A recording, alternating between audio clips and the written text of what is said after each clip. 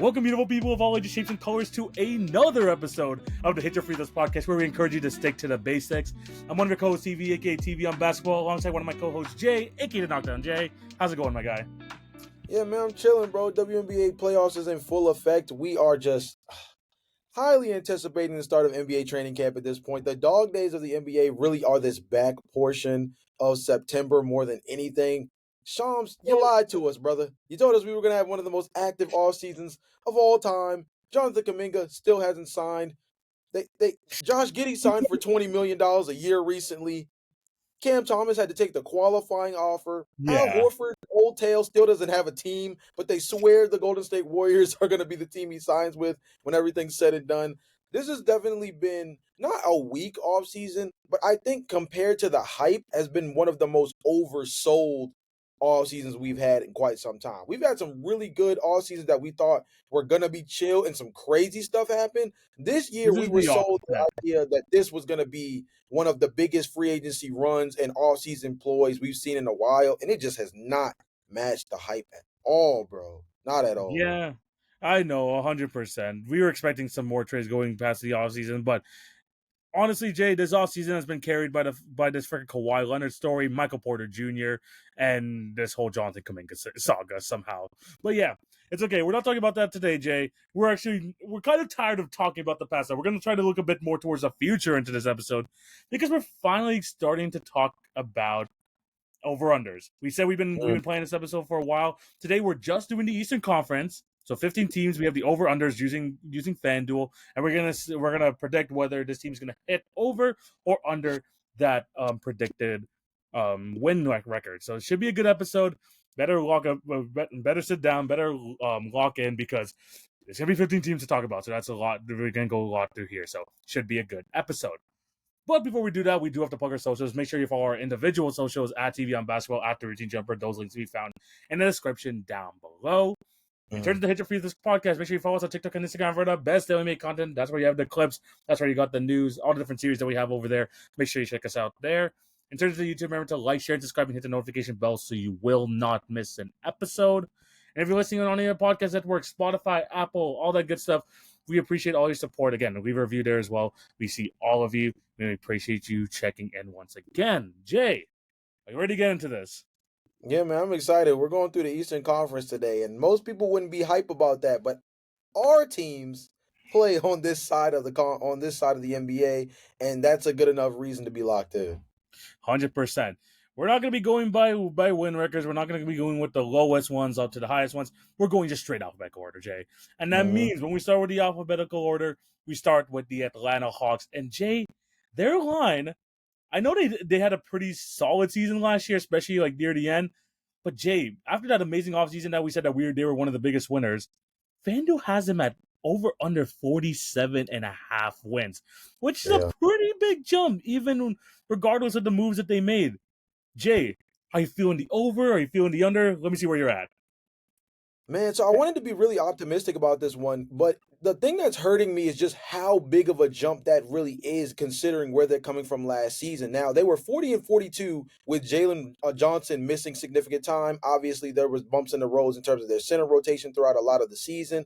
And, of course, the biggest thing that hurt them was just the lack of a secondary ball creator when Trae Young wasn't on the floor, something that's been an issue for the Atlanta Hawks for the longest. Now, they've addressed that in a real way. Dyson Daniels, I think, is going to continue to improve as an on-ball guy at the two-guard spot. Nickeil Alexander-Walker can give you backup point guard minutes. He can give you backup two guard minutes. I wouldn't even be surprised if there were situations where Nickeil Alexander-Walker played the three for this team to help defensively, right?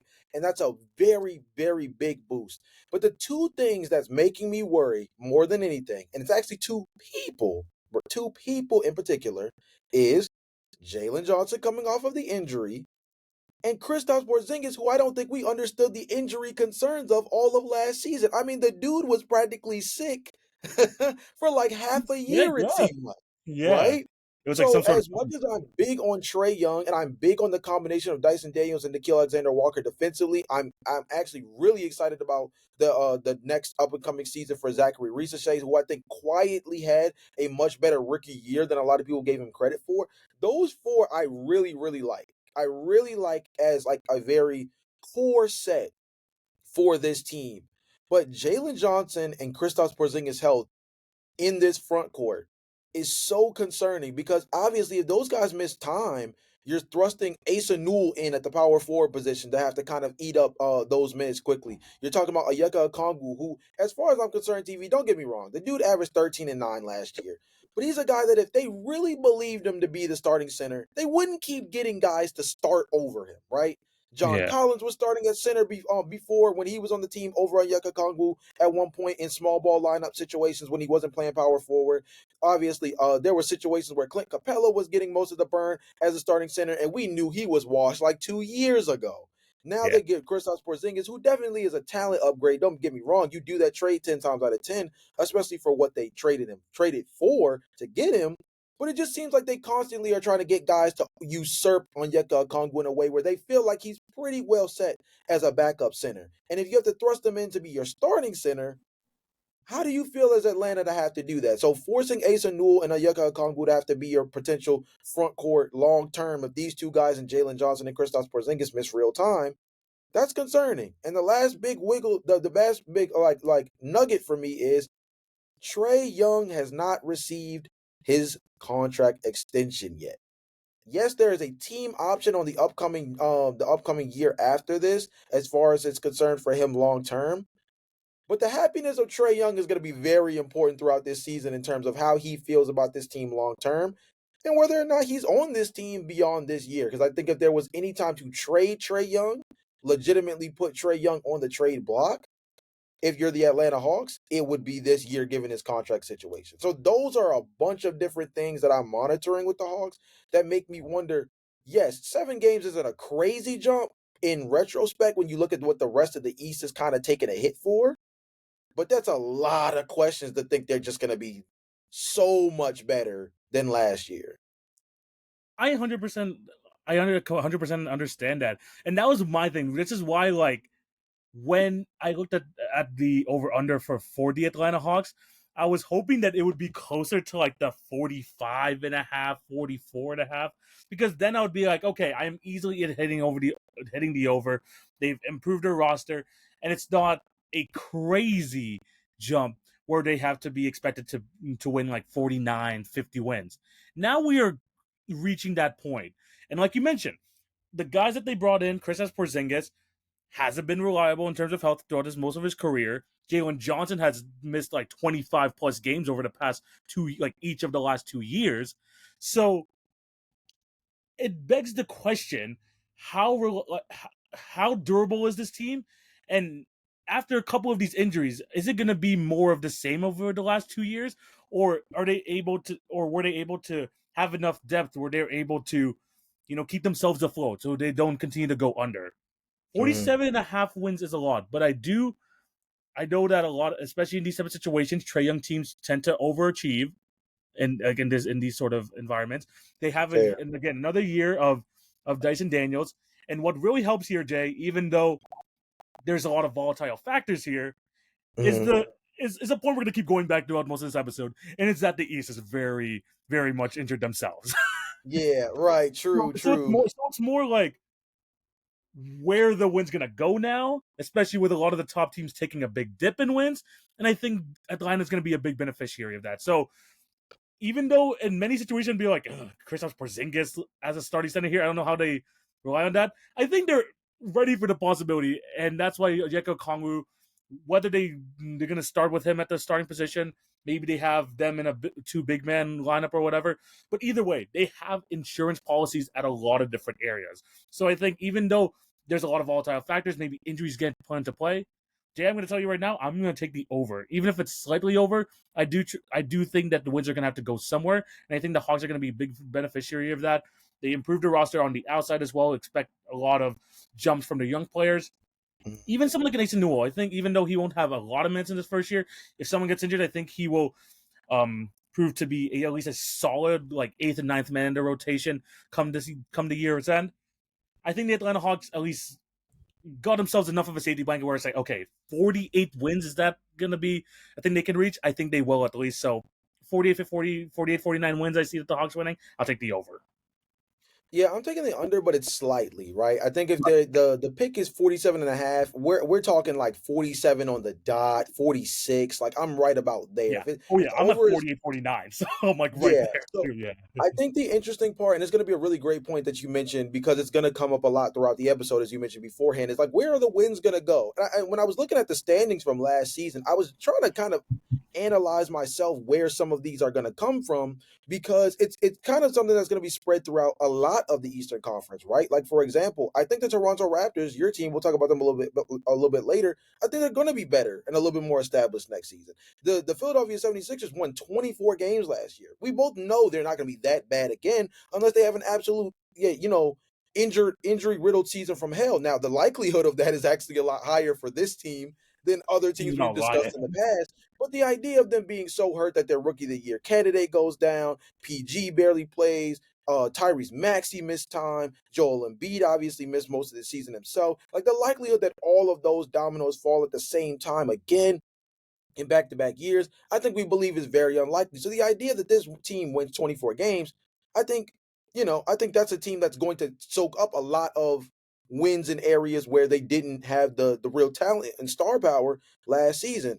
And another team that I think obviously is going to be really interesting to monitor, another team that we'll keep in mind in general, throughout this pod is the Pacers, because they're the team that it feels like win, lose, or draw, they're always in the mix. Like for some godforsaken reason, this team never seems like they're ready to tank, even when it's a year where they seem like they should. And Yeah. this year in particular, remember they actually traded for their 2026 first round pick back right before Tyrese Halliburton got injured. This would be a perfect season to want to actually let things kind of play out in a way that leads to them getting a top level pick. But I don't know if you can safely pick the Pacers to be a bottom half of the league team or even a bottom half of the Eastern Conference team when you think about the fact that this team just kind of naturally has played themselves into a top 5 seed dating back to the Victor Oladipo days. So it's Yeah. going to be interesting to kind of keep tabs on that as we go throughout this exercise because there's a couple of teams that you kind of know aren't going to be good, and then a couple of teams that you're kind of banking on to be better than we expect. 100%. And the Hawks, again, do they have question marks? Yes, they do. But I think, but with the East being the way it is, the wins are going to go somewhere. That's why I feel like the Hawks are going to take the beneficiary of that. A team that's going to be interesting though, and we move on to this next team, Jay, the Mhm. Boston Celtics. Obviously, you're Yeah, going to be missing Jason Tatum for the rest of the year. They traded away Drew Holiday. They traded away Kristaps Porzingis. This team feels like a shell of itself, and FanDuel feels the same way because they have them at an over under 40 and a half wins. Jay, yeah. how are you feeling about this Boston Celtic team going into this? Man, that's so tough because at the end of the day, we're saying that, I mean, you have to think about how much they lost and then ask yourself, is it worth 20 extra wins? Because that's basically what it was last season. Last season, they won 61 games. The over under is 40. So you're asking yourself, is Jason Tatum, Drew Holiday, Kristaps Porzingis, and Al Horford together on this depth chart worth 20 extra wins? And honestly, yes.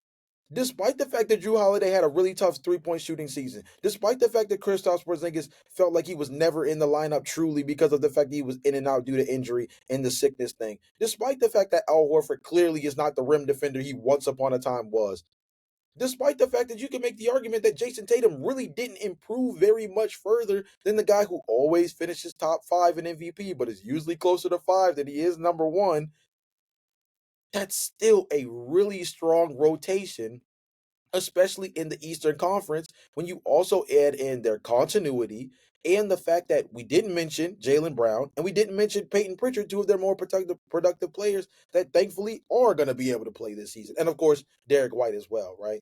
So, all that to say, the over under is 40. I'm going to take the over because I believe that this team is still just too battle tested, but when I say over, I mean by the slightest margin. I would not be surprised if this team were so last season, the team they're on par with for me is probably like the Atlanta Hawks of last year, 40 and 42. So I would not be surprised if this team were right there at 40 and 42 or even keel 41 and 41. This team I feel like is missing a ton, but I mean, you have Derek White, you have Jalen Brown. Man, starting Chris Boucher at center is kind of nuts, though. I'm not gonna Jay, lie. Jay, I did that. I'm surprised you're going over here because Jay, I am clearly taking the under. And Jay, it's not even because of the continuity thing. I know that Payne Pritchard, Jalen Brown, Derek White, they're talented enough to even, Yeah, especially in this week East, to put them over. But yeah. Jay, we've seen it with teams like the Toronto Raptors. We've seen it with teams like the 76ers last year. One more injury, Jay, and they could True. be a Wow, prime that's a great candidate. point. They could be a prime candidate to be like, well, what are we playing here for? Yeah, that's a What are we great. playing Actually, no, to? you know what, TV? That's a great point. I'm gonna give you 2 points that I think are really important Yeah, that favor into what you're saying, and yeah, I'm gonna pass the mic back to you because I think that's a really great point. yeah. One is if either of Jalen Brown or Derek White take a hit, that is rough. That's like the year where they already the Golden State Warriors are they were coming off of no Kevin Durant obviously because he was moved to Brooklyn, Yeah, and Clay was then out another year Clay was as out the second another year. year, and Steph breaks his hand. Then at that point, the Draymond Green saga aspect of it kind of ended. Yeah, That team just became like the G League squad at one point. yeah, So that's a really great example of what this team looks like. The other section of it, besides the fact that Chris Boucher is their starting center, which I'm still trying to wrap my mind around to this day, but the secondary aspect of it is they're already trying to shop Anthony Simons, and I think the likelihood that they get even more aggressive with that closer to the trade deadline is very high. So not only could one injury potentially hurt this team long term in terms of what they want to do for the 2026 season, but also talent wise, moving off of Anthony Simons does take away a 20-point per game scorer off the roster. And outside of Peyton Pritchard, they don't have another backup point guard. It's Anthony Simons and Peyton Pritchard, and that's it. So I wouldn't be surprised if you get a backup point guard in the trade for Anthony Simons. But nonetheless, are you going to get a backup point guard as talented as Anthony Simons? Probably not. So actually, I'm with you. I wouldn't be this team if it's an under. They're the Celtics, though, dude. They're the Celtics. it's That's the thing that's so scary. it's the Celtics, but we've seen in the past when they are trying to commit to something, especially if things go left, they will commit Yeah. to it. They are on the same length as the 76ers, who are not afraid to take this as a gap year. The Raptors Hmm. basically used this as a gap year last year when they realized, oh, RJ Barrett was missing almost half the season. Scotty Barnes missed like 20 plus games. Emmanuel quickly. Like these teams understand. And the Boston Celtics, they understand that the year following, they're going to be right in the back of the contenders mix when they have Jalen Brown, Jason Tatum, Derek White, and whatever it is around the roster. Yeah. So what I see here happening, and Jay, I don't even think Chris Boucher is going to start. It's going to be Nemes Quaita because he's just more familiar with the system and everything like that. And that is also very much, I was gonna say I don't know if that's better or worse. Unfortunately, that's the scary part about that too. But I mean, yeah, you make a good point. When Boston wants to commit to especially when it's a draft related move, exactly. they And sure they as have heck their own do pick. I had not to double waste check. your They time. have their own pick. So, They have their own pick, and particularly in this draft cycle, you have four chances at a quote unquote star level player. Because if you look at a lot of NBA draft like mock drafts and big boards going into the 2026 season, like there's no definitive number one right now, the way that like Cooper felt last season. But there are four guys at that top where it's like, yo, you are gonna get yourself a dude if you are able to grab Boozer or able to grab, like AJ DeBon. So like there's a really good situation for you. Darren Peterson, like you're in a really good spot. And you don't even have to be the number one pick to do it.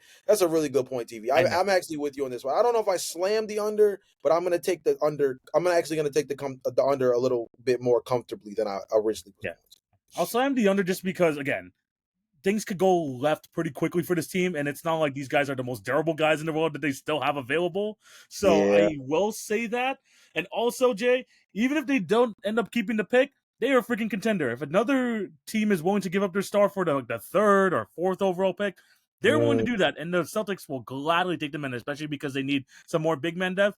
Look to see who's on the market. Look to see who's going to be available for trade because Boston will be all over that, and they've shown they could be aggressive in that way as well. So give me the yeah. under on the Boston Celtics because I think if the season goes left, this whole team's going to go left. So it's Good going call by to UTV. That's a really good point, man. One injury could just do anything to this team. And as far as I'm concerned, you can't blame them if they wanted to commit to the take even further if any of Peyton Pritchard, Jalen Brown, or Derek White go down for any kind of time, to be honest with you at that Yeah. point. Jay, I'm So telling you right yeah. now, and this is going to be a weird prediction, but Hugo Gonzalez is going to be a starter by the end of this year. We're going to be at that point, I feel like, with the Boston Celtics. Let's Oh move on to Lord. the next team, Jay. And this team fills no one with confidence as we go to the Brooklyn Nets, and their over-under is at 20.5 wins. I don't know what the saving grace is. This is the first time we're going to see Michael Porter as a number one option. The whole Cam Thomas saga, I feel like, is going to freaking bleed into the season. Mm. They just acquired another point guard. Did you see that earlier? They just acquired another point guard in Kobe Buffkin. Yeah, yeah. They have point guard galore over there. Jay, how are you feeling about this Brooklyn Nets team and like their over under? This team is nasty, TV, bro. In the worst way possible, too. It's not even like nasty, like, oh, this is great. No, this is nasty. Ugh. Yeah, bro. This is nasty. First of all, let's start off with Cam Thomas and Michael Porter Jr. being on the same team. This team will easily average the least team-based assists in the league by a margin, by a significant margin. Oh, efficiency is gonna go just Yeah, as far efficiency. as team assists are concerned, this team will have the least of any team in the league by far. This team traded for Haywood Highsmith. Why? Not exactly sure. I'm assuming there must be some kind of like contract cap flexibility that's created out of the fact that Haywood Highsmith has a pretty low cap hit. Maybe that's what it has to do. Their center rotation is honestly the most interesting thing to me about this team. And Drew they still Timmy, might trade Claxton. yeah, Drew Timmy, Nicholas Claxton, Day'Ron Sharp, TV. I'm gonna keep it. Actually, Danny Wolf too. I actually like him out Yeah, of Michigan as yeah, well. like But dude, I wouldn't be surprised. I'm gonna keep it a bean with you. I would not be surprised if Nicholas Claxton and Day'Ron Sharp are not on this team by the end of the season. I really would not. Because Nicholas Claxton, I feel like legitimately should have been traded last season based off all the conversations about his contract kind of being a little too lucrative for where this team is right now. And Day'Ron Sharp just feels like this very interesting shiny object toy for the Brooklyn Nets to kind of throw out as an interesting young piece at the center position. One that I feel like the center position is slowly but surely becoming one of those that, like, although they're not nearly as valuable offensively, they are so impactful, especially from a depth perspective, defensively, especially because of the double big lineups that are starting to become a little bit more popularized now as of late. And just the fact that certain big men across the league are starting to show a little bit more versatility in terms of being legitimate, scoring options, being able to guard in space, different things like that. So Day'Ron Sharp is just a really interesting prospect in my mind, still to this day, even having been in the league a handful of seasons already. So I wouldn't be surprised if Nicholas Claxton and Day'Ron Sharp are not on this Brooklyn Nets team by the end of the year. Which point guard out of all the ones they drafted is the one they decide they want to really lean into? Lord only knows. there's I'm four. rooting for Drake Powell as a former UNC Tar Heel to like really, get some interesting tick as like a backup small Dude, ball four. I don't yeah, know. I just I don't know what this team looks like. I don't know what Yeah, this team's gonna look like by the end of the year. I see yeah. just mess upon mess happening with Cam Thomas wanting to get his shots up, Michael Porter Jr. wanting to get his shots up, understanding what point guard. And Jay, I like myself some Jaeger Denman going into the draft. I really like Mhm. him. The fact that Yeah, he's competing with three other point guards makes me less confident of what they're trying to do over there. Just because of yeah. just because there's so much of the unknown with this Brooklyn Nets team, and just even the rotations. Like, what is this rotation going to look like? I'm looking at the depth chart right now. Like, I don't even know like how it's going to look like come the season starts. And the thing is, more moves can be made. Jay, I'm just hitting the under. I feel like this could be one of those meme seasons, one of those disaster seasons, and the Brooklyn Nets are going to be they're gonna they're gonna have one of those years where you're gonna see many a meme come from this team. Yeah. There's gonna be a lineup that we're gonna see that looks like it should be winning G League championships at some Oh, there's point. going to be a starting lineup graphic from this season alone that we're going to look back in 5 years and think, what were the Nets doing? Yeah, dude. TV now. Cam Thomas, his contract being on him being in a situation where he's on the qualifying offer. Yeah, he can't be traded There's either. no There's no moving him. trade clause. Yeah, Yeah, there's no trade clause. Yeah. yeah. There's no moving him because of the no trade clause and particularly how little he's being paid. Really, in retrospect, to trying to get a real asset. he's getting paid too little. The no trade clause aspect of it also makes it even more difficult, right? So that's pretty much a moot point. Michael Porter Jr. is pretty much their most lucrative contract in terms of having any kind of sizable contract to be on par with what the cap restrictions and rules are set to. So he's kind of their big linchpin as the guy that's like they're far and away their highest paid player along with Nicholas Claxton, right? But man, Nick Claxton, trade block. Dayron Sharp, trade block. Reflipping Terrence Mann, wouldn't be surprised. Like Haywood Highsmith, I wouldn't even be surprised if you try to reflip him. No, they, Like, they they probably will. They probably will. yeah, this is a team that I think is going to be everybody's favorite third team to include in trade in terms of like having trade partners. Like, you know how we were looking at like the Oklahoma City Thunder or like the San Antonio Spurs felt like they were those teams that like because of the picks they had and stuff like that, they were always able to interestingly slide them their way in as like the third team to help facilitate. Brooklyn is going to be that team at the tippity top of the list throughout the 2025-26 season. Like hands down, they're going to be the team that everybody calls to help, bridge the gap between Yes. some of these trades when things get a little weird. Yeah. I'm taking the under. Jay, are you taking the under too? Yeah, this is I think Dude. this might be the easiest under of the pod. And that feels crazy to say 20 wins is like that. More particularly when like only two teams in the East last year won less than 20 games. But like the Nets just feel so bad that if only two teams can win less than 20 games in the East, it just feels like the Nets gotta be one of them. It's gotta be. They gotta be. I am Yeah. 100% on with you there. I have the Nets going under for sure. Next team though, and I feel like this team is kind of interesting. The Charlotte Okay. Hornets, Yeah. because coming in, hopefully a healthy bill of players coming into the season. I Mm. feel like they've addressed some things in the draft. They have a backup big. They got Con Knippel now.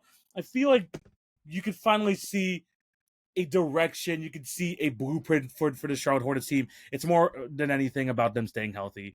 Jay, at 26.5 wins, taking the over or under, how do you feel? I'm taking the over on this one. This is one of those teams that I feel like these are where the wins are going to go. I feel like this is one of those teams that has to take advantage of the situation they're in. Is there a world where rookie Ryan Kalkbrenner out of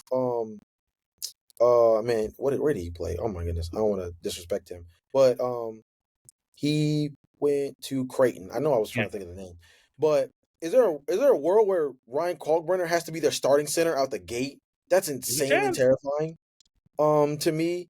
But they're It's going to be Mason Plumlee, though. It won't be Mason. they have such an interesting like amalgamation of dudes that you just know can hoop. Does that make sense to me? Does that make sense to you, TV? Yeah. Like LaMelo Ball, Hooper, Spencer Dinwiddie, Hooper, Trey Mann, Hooper, Colin Brandon Sexton, Brandon Miller, Miller, Hoopers, Brandon Miller, Hooper, Con Knipple, Liam and Nick, McNeely. They both played together back at Montverde, both Hoopers. Like I feel like this is Josh a Green is team. a solid player for this team, too, and you got the Miles Yes, Bridges. Yeah. yes, Weirdly deep. yeah. Miles Weirdly Bridges deep. is still on this, huh? Weirdly deep. This team is weirdly deep. Yes. Okay. So you're understanding the point I'm making. Like Yeah. this team is oddly enriched with guys who you can trust to play. Like these Yeah. guys can Weird. actually play basketball. And I know that sounds like, bro, they're NBA players. Duh. No, no, no, no, no, no, no, no, no, no, no, no.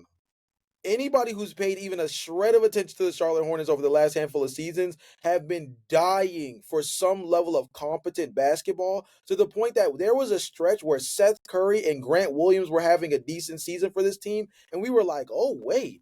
So if you add competent basketball players to this team, they actually don't look terrible.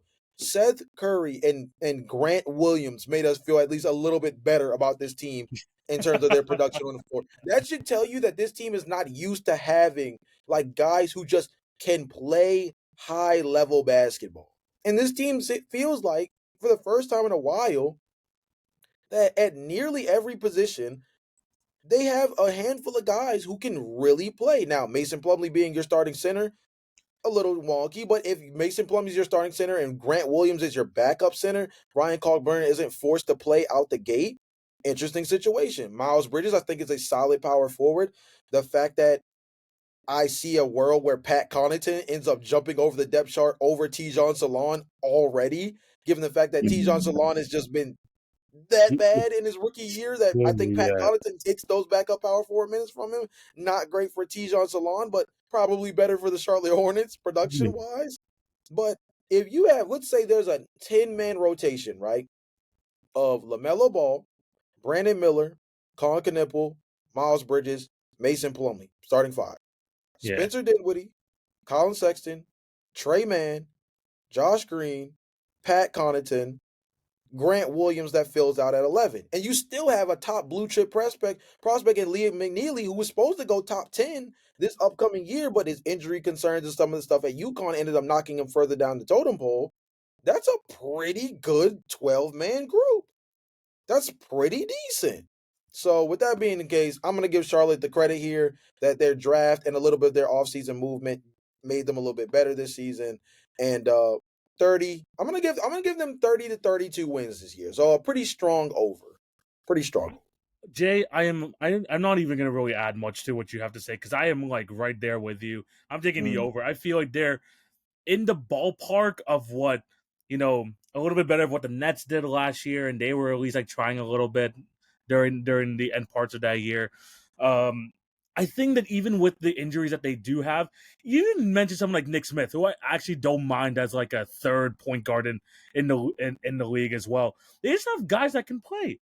yeah. These guys that can play, and if guys get injured, a lot of these guys like like a Brandon Miller has had a bad injury history already in his early season. LaMelo Ball, Miles Bridges, they just have guys that they could just kind of plug and play. They have guys that just know how to play NBA basketball, and guys that can just fill in where they need to. And Hmm. we talked about in the East, there's going to be a lot of wins to be had. And don't be surprised if there's like 2 games at the end of the year where they beat like the Boston Celtics, stuff like that, because the Celtics are trying to move themselves down, and the Hornets are just trying to figure out like what amalgamation of players that they want to have long term going forward. They just have a good group of guys. They have a lot of guys that can play. I feel like this is a team too where if someone like a Grant Williams, someone like a Josh Green overperformed, they might be able to trade those guys and let their young guys continue to cook throughout the rest of the year.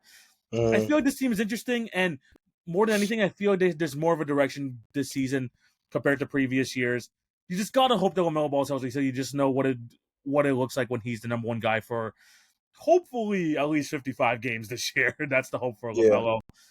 I'm comfortably taking it over too. I think they actually get 30 wins feels just about right for this team. Yeah. This is gonna be a team that might not like. This is gonna be one of our looks better on tape than they do on paper teams. Like this is gonna be one of those teams that when you watch the film, you're gonna feel a lot better about the progression of the squad, but the record might not reflect that they're like a better team in the Eastern Conference overall just yet. Yeah, they might be this year's like Portland of the East. You know what I mean? Like that Yes, sort of that's an interesting comp. yeah, Yeah. that sort of team. I don't know if they'll have the defensive sort of identity as that team. Obviously, I mean, freaking Tamari Kamara was all defensive last year, and Denny Yeah. Avdia is a freaking dog on that end. But but Charlotte, I feel like on the offensive side, they have a lot of guys that can put the ball in the hoop, and I think if anything, more than anything, points will come easy, at least like decently easy for this team. So yeah, I'll Yeah. take the over for the Charlotte Hornets for sure. Jay, we finally arrived to one of our teams.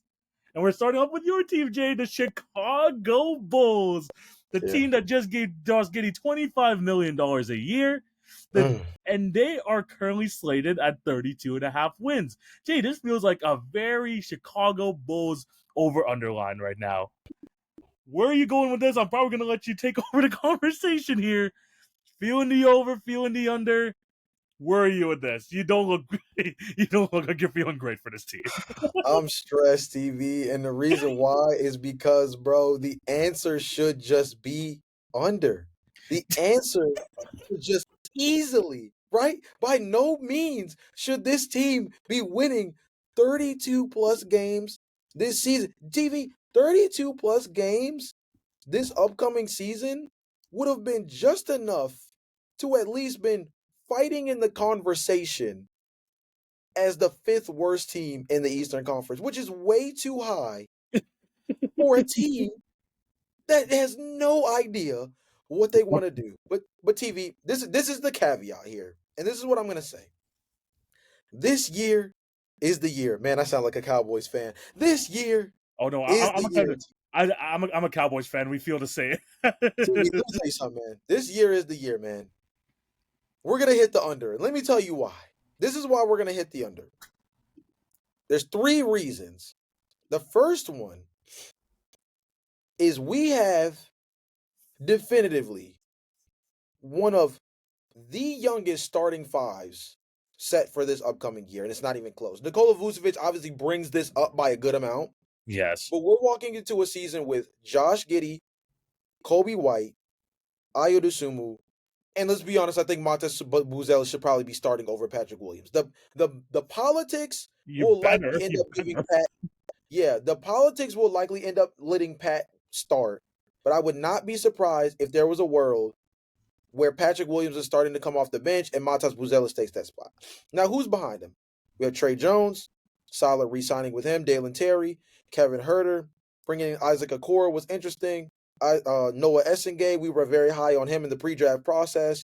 And there's a little bit of a backup center battle between Zach Collins and Jalen Smith. I'm gonna keep it a buck with you with those two guys. It's just whoever's the healthiest one when the time comes.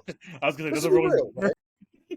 But Yeah. here's number two and number three. They come in tandem because it's two players, Kobe White and Nikola Vucevic. And the reason why I went the hard under on this, and it should be the hard under, is because if the Bulls are smart, boy oh boy is that a jaded phrase by itself as well.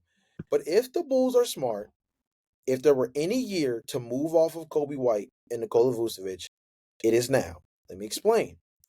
Nikola Vucevic becomes an unrestricted free agent at age 36 this upcoming offseason and is owed $21.4 million this year as essentially a free cap hit, right? He's a guy that's going to be considered on the open market as what we call an expiring contract. A guy that you can get for a good little deal and then see him come off of your books later on. Here's the thing about the Chicago Bulls. We're not really a big free agency destination right now. So the idea of letting him walk doesn't help us. So the likelihood of him being traded to a team coming off of shooting 40% from beyond the arc last year, by the way, if there was any time to trade him, it's now. Kobe White is owed one of the friendliest contracts I have ever seen for a guy who seems like he's a fringe all-star caliber player over the last 2 to 3 years at $12.9 million at age 25. He becomes an unrestricted free agent next season. I don't think we believe that he's the point guard of the future. I don't believe that despite how high I am on him, that he is a legitimate building block to turn this team around. I think we're a few years away from a true turnaround. And I think that we're just eating up Kobe White's prime at this moment. And if I'm him as an unrestricted free agent next year, yes, the Bulls can offer you the most, but I don't know if they offer you the best opportunity. So he's another player that you have to look at while he has this very friendly contract. Because let's be honest, if you had to play hardball with Josh Giddey, you're not getting away with that with Kobe White with the way he's been so productive on such a well-respected contract over the last 3 years. If you were to move Kobe White to avoid paying him in the way that you just tried to dodge paying Josh Giddey, it's this season. My prediction is that one of or both of Nikola Vucevic and Kobe White will not be on this team by season's end, and that will be enough to make it where this team only wins maybe, maybe 25, 27 games this year. Hard under. Let's just pray the Bulls heard everything I said and said, you know what? That kid makes some sense and actually leans into what should have been done a season or two ago, but now feels like do or die opportunity for the Bulls to actually reap some benefits of having still some decent players on the roster. Jay, I love the logic. What all you said makes sense. Kobe White coming off an expiring deal. Nikola Vucevic coming off an expiring deal. I love the. It does make the most sense in the world to do that. Mm. The Chicago Bulls doesn't follow logic, Yeah, I Jay. know. Yeah. Jay, Yeah, I as know. much as I want to believe that, and I've done this with the Toronto Raptors too many times in the past before. Whenever you think there's a clear path Yeah, for your team to go here, they go to complete opposite. Yeah. Jay, I'm going the over just because it's the most Bulls thing ever. You're not That's gonna so painful. Jay. Be ready for another 34-48 year, and I'm gonna just stand on that more than anything. I feel like this team, there's gonna be maybe a point in the season, maybe 15 games in, Jay, 8-7 record, potentially an 8-7 record here, and that'll be enough for the Bulls to be like, they're gonna start stroking their chin a little bit and says, "Oh, maybe Josh Giddey has a 26-8 sort of start to the year. Nikola Vucevic 42% from three. Maybe we re-up him." Jay, I'm just gonna take the over just because the Bulls history is telling us that that's probably the way to go, especially when you're even this low with an over under. I'm gonna take the Bulls to go the over. Sorry, I bro. don't know what's more heartbreaking. The fact that the fact that you're right, right? Yeah. In terms of the Bulls' logic, or the fact that even with that being the case, that's enough to win 34 games. Like, like I don't know So which one is worse. Like the logic, there are teams that are delusional in their format of their formula of building rosters and things of that nature in terms of handling their cap flexibility. That type of stuff we see across the league all the time. But they usually get burned for thinking they're more than they are. But instead, we always find a way to overachieve in a way that just is able enough to validate the thoughts and feelings to keep doing it over and over again. Where instead of reaping the benefit of being wrong, we actually dig a deeper hole for ourselves by being kind of right. no, you're still It's the wrong. worst feeling in the In a world, weird way, dude. you're wrong both ways, but you Yes. always end up being like wrong, going in the wrong direction.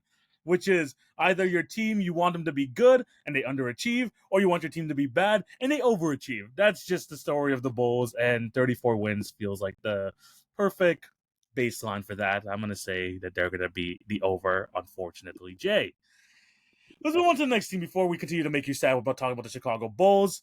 Yeah. Let's go to a team that's probably going to be the number one seed going into to the East next year. The Cleveland Mm, Cavaliers, 60-plus win team last year. Obviously, injuries in the second round derailed them, and they ended up losing to the Indiana Pacers on their finals run. And yeah. Jay, the Bucks have them going on another crazy run this year. They're at an over under of 56.5 wins. Mm, Now, Jay, we've had conversations about the Cavs before, where they feel like they're the ultimate regular season team, and then playoffs, completely different story. Do you feel like it's going to be the same way this year? yeah, because we had two 60-win teams in the Eastern Conference last year, and one of those 60-win teams aren't even the same as they were, right? Talking about the Yeah, Boston Celtics. Cleveland won 64 games last year, and they basically have the exact same roster and got better on the edges. they got I better. mean, Yep. that's pretty much their circumstances. You're still running out the starting five of Darius Garland, Donovan Mitchell, Max Strus, Evan Mobley, Jared Allen. You're in your second year, right, in the new head coaching situation as well, which gives you another year to develop within this new system that ends up empowering someone like Evan Mobley more offensively. You also are now getting a full year with DeAndre Hunter on the roster, something that I think is going to be pretty interesting with them because this is a guy that I felt like they acquired at the trade deadline and was an interesting fit, but didn't really get enough time because he was on the shelf a decent amount. And that's a pretty typical phrase with DeAndre Hunter as of the last few years. But you get a full year with DeAndre Hunter. You essentially replace your backup point guard position who was already pretty solid with Lonzo Ball, who when healthy is a really good fit. You bring in Larry Nance Jr., Dean Wade, still one of the best 3-point snipers in the league at the power forward position. Like this team has always been built, at least over the last 3 to 4 years, has always been built as a regular season juggernaut. That's their thing, right? And again, like I said, they've now gotten better on the edges as far as I'm concerned. Um, are they going to win 64 games again? No, but could this be a 58 win team, a 60 win team next year? Yeah, I think they can hit the over by a decent amount where I think 58 to 60 wins is pretty calm and that's enough for me to hammer the over cuz anything over 1 to 1.5 feels like a comfortable space. So Yeah. yeah. Jay, I'm easily taking the over, and I'm not going to sugarcoat it. I feel like this is a team, even with a weakened Eastern Conference, they're going to benefit from more wins Yeah. because they, like you mentioned, they got better in the edges, they improved their depth. Another year under the Kenny Atkinson system. Mhm. I think Jay, they're going to push like 65, 66 wins this year. I feel Wow. like it's like wide open for them. They clearly have the continuity on this team. They Yeah. know how to win in the regular season. Jonathan Mitchell's going to have another All NBA caliber year. Hopefully, Darius Garland can stay healthy. Obviously, most of these questions come into play, come to playoffs. But in terms of the regular season, the war of attrition for them, they always seem to be always overachieving in the regular season. I feel like we're going to have the same case here. I'm not going to overthink it. It's going to be an easy over, and I think it's going to be another 60 plus win year for the Cleveland Cavaliers. Yeah. I don't think we have to go too much on this because I feel like they're either going to be one or two, and I think it's going to be that close compared to the rest to the rest of the conference. Let's move on quickly. Yeah, Yeah. what are you gonna say? Yeah, No, I think you're right. I mean, this is one of the teams that was steadfast. You talk about all the injuries across the Eastern Conference, and of course, the exactly. teams Yeah, at the that's what I'm bottom who saying. are already still bad. This is one of the only teams at the top that really stayed steadfast in a way where like they either stayed the same or got better, but they sure as heck didn't get worse. And there's a handful of teams that Yeah, we saw get worse without much happening, and then a handful of teams that we know didn't really get better either that weren't that good to begin with last season. for So yeah, sure. Yes, me and Jay are both hitting the over on the Cleveland Cavaliers. Probably going to yeah. be the number one seed again in the East this year. Jay, moving Mm. on to the next team. Crazy that they have this over under because just a couple years ago they were one of the worst teams in NBA history. But Hmm. Jay, the Detroit Pistons, and the resurgence continues into this year. Cade Cunningham, Asar Thompson, all these guys, hopefully a healthy Jaden Ivey this year.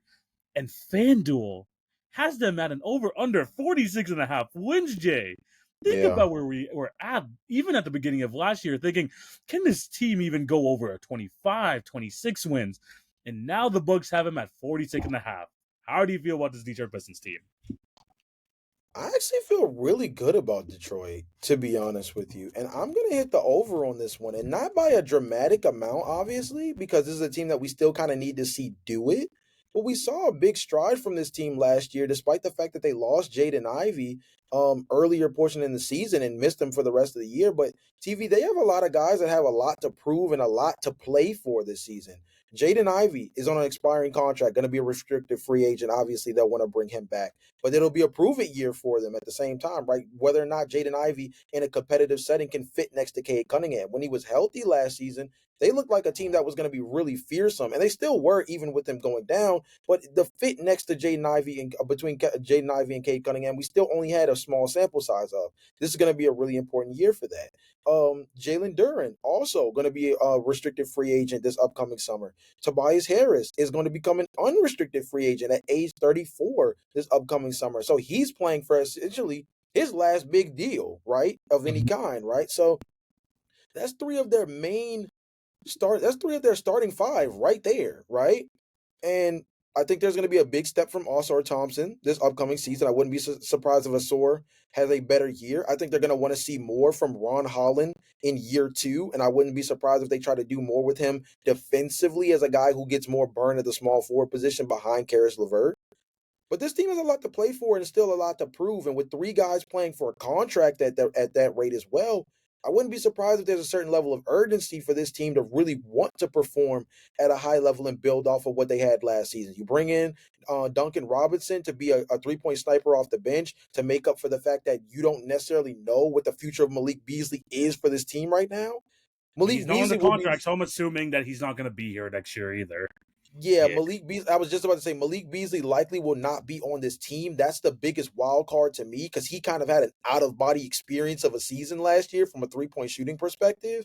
But replacing him with Duncan Robinson, if you can get a revival of him as a 3 point movement shooter, that can be some decent supplementation of what you got from Malik last year, even if it might not be at least, it might not be on par. Because again, he had a not historical season, but a very high level 3 point shooting season given his role. So if Duncan Robinson can even be 75% of what Malik Beasley was last year as a spacer, that's big for this Detroit Piston team. So I'm going to go over, but very slightly. This team is going to be really interesting because they have grit, they have swag, and if they're healthy, I like the backcourt of Cade Cunningham and Jaden Ivey. I like what Asor Thompson brings defensively. Tobias Harris is a veteran's vet. And I think Jalen Duren is going to have a big year playing for a contract that I think is going to solidify him as like a linchpin at that center spot for them. So, yeah, I'm going to go over. Yeah, I'm 100% taking the over here as well. I'm leading towards a 48-40 win, 49 win season here for the Detroit Mm-hmm. Pistons, and we're talking about wins having to go somewhere. The Detroit Pistons were just in the mix as like a number, I think, 6 or number 5 seed last year, and Mm-hmm. with teams dropping out of the race, it feels like it's natural for the Detroit Pistons to go up to like potentially a home court advantage spot in the East, which is kind of crazy. Again, thinking about where we were 2 years ago, but Right. they have a good mix of young guys. Hopefully, a full year of Jaden Ivey, so we truly know if he's going to be part of this team long term. Jalen Duren took a pretty big step last year. Hopefully, he can take another good one this year and become like their legitimate starting center going forward.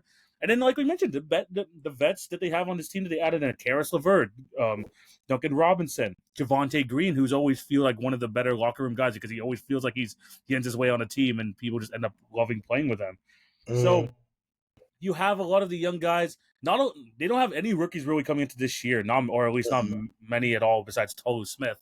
But they have a lot of guys that have been in the system already. They're going to continue to get better. You would hope so, especially with a lot of like the early 20 guys, like you mentioned with Kay Cunningham, Jalen Duren, Asar Thompson, and all them. And they have a lot of, and then they have the veterans too to keep them in check. JB Bickerstaff, a really good at the very least, a really good regular season head coach.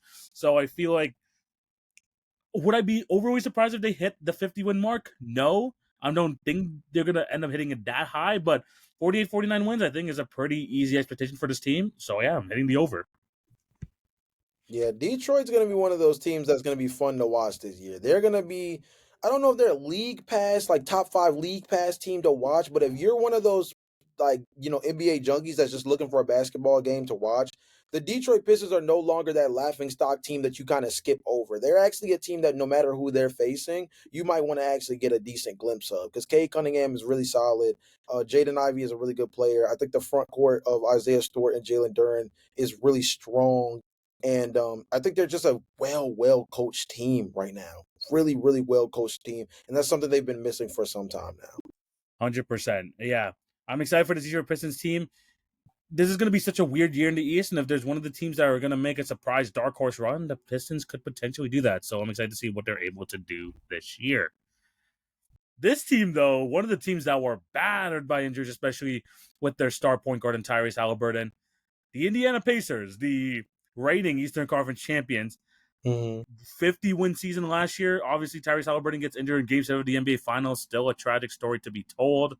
Mm-hmm. And FanDuel has them at an over-under 37.5 wins. Now, Jay did mention earlier, this team doesn't really tank. No matter what situation they're in, they continue to compete. Dating back to even when Victor Oladipo went down with their injury, they always seem to be in like that 7 to 10 range, even if they're in the lottery. Jay, over under on 37.5 wins. So it's not foreign for the Rick Carlisle led version of the Indiana Pacers to win less than 40 games. In 2022, I believe that was the first year, that was the second year with Tyrese Halliburton. The first 2 years with Tyrese Halliburton were pretty rough, right?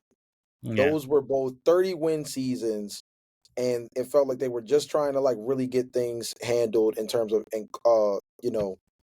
getting him integrated into the Indiana, you know, lore and everything. And from a roster construction standpoint, it was pretty buns, right?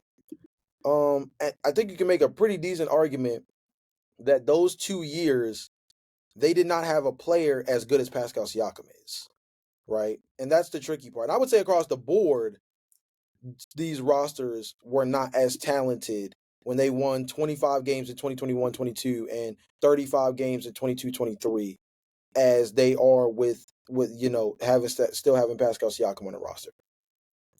I'm going to go over here.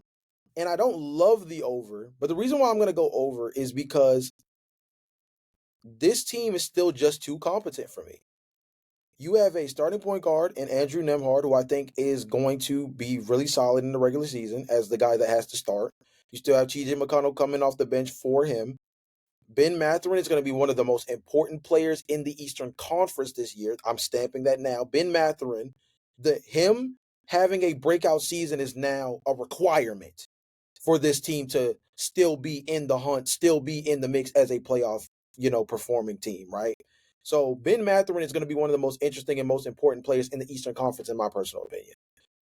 Aaron Neesmith, I think, is a solid player. I wouldn't be surprised if we saw a lot more of Jarris Walker this season, but the way they've been doing him the last 2 to 3 years feels a little wonky. So we'll see exactly just how much they Yeah, truly believe in him. I think if there was any year to figure that out, this might be the season for it.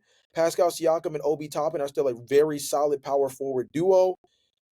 That center position scares me, but Ijax, when he's healthy, very solid defensive player. yeah. And James Huff, Jay Huff, slept on as a backup center who's been really productive in spot minutes, more particularly with his time with the Memphis Grizzlies. But he used to kill in the G League and was even a very productive player in his short stint with the Lakers. So I don't love their center rotation, but I don't hate their center rotation. This is They're a team that I bodies. would not be surprised if they are 40 and 42, 41 and 41. Like, I would not be surprised if this team overachieves, not by a ton, but enough that makes you go, wow, if they had Tyrese Halliburton, this might have been a 50-win team again. Like, just easily, Tyrese Halliburton worth another 8 to 10 wins for this team? Especially in this version of the Eastern Conference, where say Tyrese Halliburton isn't injured, you still have a depleted Bucks team, a Philadelphia 76ers team we still have questions about, and the Celtics aren't nearly as good. So could the Indiana Pacers with Tyrese Halliburton be a 50-plus win team again in this version of the Eastern Conference? Yeah. And I think that they're going to show that they're good enough to the point where Tyrese is only worth like another 8 to 12 wins. And I say only as if that's not a lot, but goes to show you that I think this team is just well coached enough that they can still be a middle of the pack squad. They're not terrible without Tyrese. They're just not contenders without Tyrese. Yeah, no, for sure. I actually, I'm feeling the same way as you are. I'm going to take the over on the Indiana Pacers.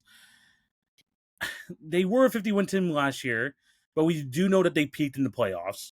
And we've seen in the playoffs that a lot of these guys that are asked to play big, they had their big moments in the playoffs. Mm-hmm. So now they're trying to figure out, okay, we know what it takes to be in that situation.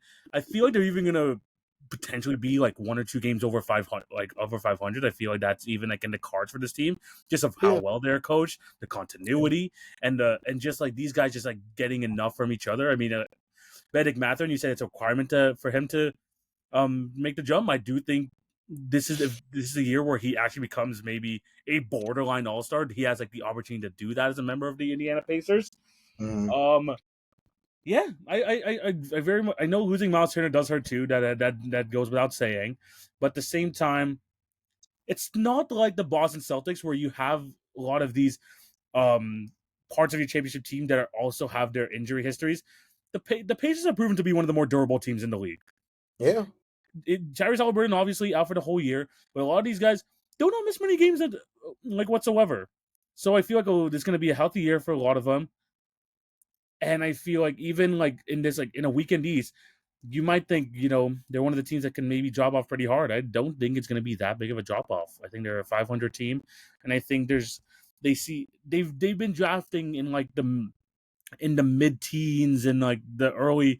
Even if they do end up in the lottery, they end up drafting a lot between 10 to 14 anyway, and they end up finding these gems. So I think they're comfortable with the scouting department, even if they get a lower type of pick. And I feel like they just don't want to like lose all the momentum they got from the finals year, and they want to have these guys continue to show out. So yeah, I'm cool with putting the Pacers at the over. Yeah. Yeah, yeah. I think this team is going to be like still like a pretty fun watch. I mean, I'm very excited to see what Andrew Nemhard point guard led offense is coming for the season. So excited for this Indiana Pacers team, even without Tyrese Halliburton. Hopefully, he recovers pretty well. Jay, moving on to the next team. We're into like the final six teams here. So the Miami Heat. Now the Miami Heat re-up Tyler Hero. They still got Mm-hmm. Bam Adebayo on their roster. We don't know what's happening with Andrew Wiggins. There's been a lot of rumors recently that he wants to be maybe traded to the Los Angeles Lakers. We're going to have to wait and see. But their line, Jay, 39.5 wins. Hitting the over, hitting the under. This Miami Heat team is always interesting to see like where they end up in the standings. So they're so interesting because this is another team kind of similar like Indiana where you're just like they just don't know how to Tank. truly be bad, Yeah. right? Now, obviously last year was kind of without saying with them winning 37 games, but there was a lot that was still not really fully understood about this team. And for them to quote unquote be considered better, it's just a little weird to me. Like, let's read out their rotation. So Tyler Hero's the starting point guard. Terry Rozier is still their starting two.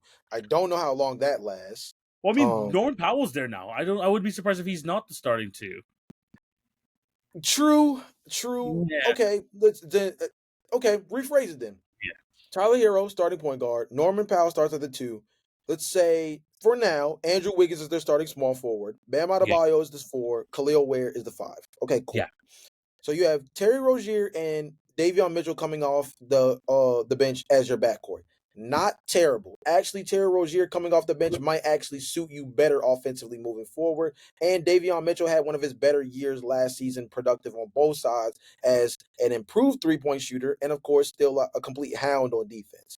Your backup small forward in that situation is probably either Pele Larson Or Funtech. or Jaime Jaquez or Fontecchio, who I think actually is the most deserving to be the backup small forward. I think you have to go between either Fontecchio or Jaime Jaquez. I don't know Yeah. if they're out on Jaime Jaquez just yet, but last season was not a great step for him given what his rookie season looked like. So gonna be interesting to see what he looks like this upcoming season. And Nikola Jovic is your backup power forward. Cool. Who is the backup center on this team? It says here Crickets. Crickets. Because truthfully, they don't believe in Vladislav Golden.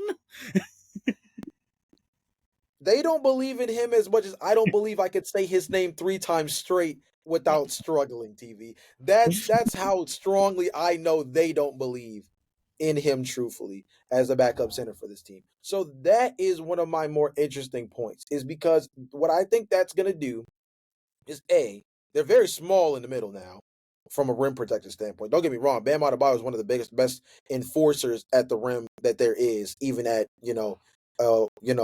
six 6'9", right? But you lose Bam and you lose basically all of your interior defense like that because Khalil Ware is a high level rim defender, but he's still not like elite level right now, right? You lose Bam, you lose basically all of your rim defense in the middle. Nikola Jovic is not really a rim defender. He's kind of one of those guys that's better at power forward in terms of guarding in space, and he's a guy who I think is being interesting as a guy that can guard, on ball on the low block, but not a guy that you would count as a rim defender. So you're in a situation right now where, like, I don't think you have an elite offensive talent, despite the fact that Tyler Hero is coming off a really strong year. I don't think you have an elite offensive talent. I don't know if Norman Powell can do what he did do what he did with the Clippers last season again this year. I have to see it.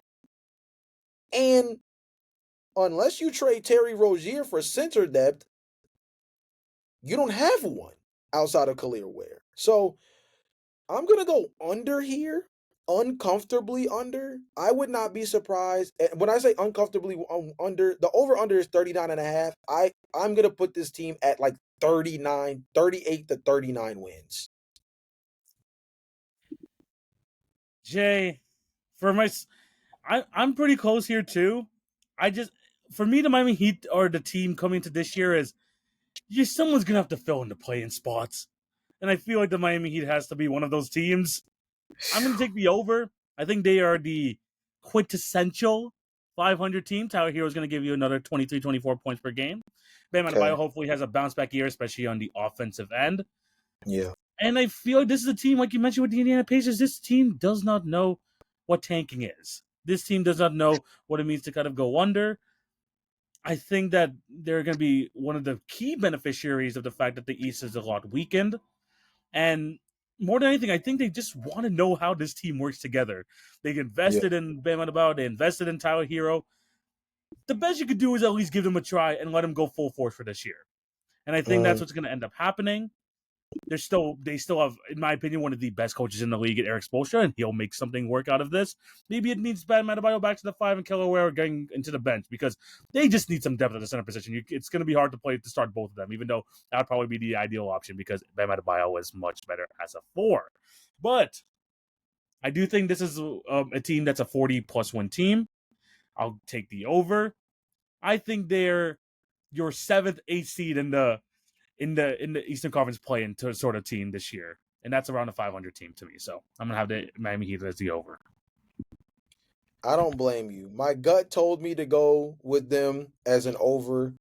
This is one of my maybe swings, but don't touch. Like this is one of those that I think they're gonna go under, but I wouldn't put my actual money on Yeah, it because I think it's just that close. Again, I think they're gonna be right at 38, 39 wins. So I think that's just a little too close for comfort.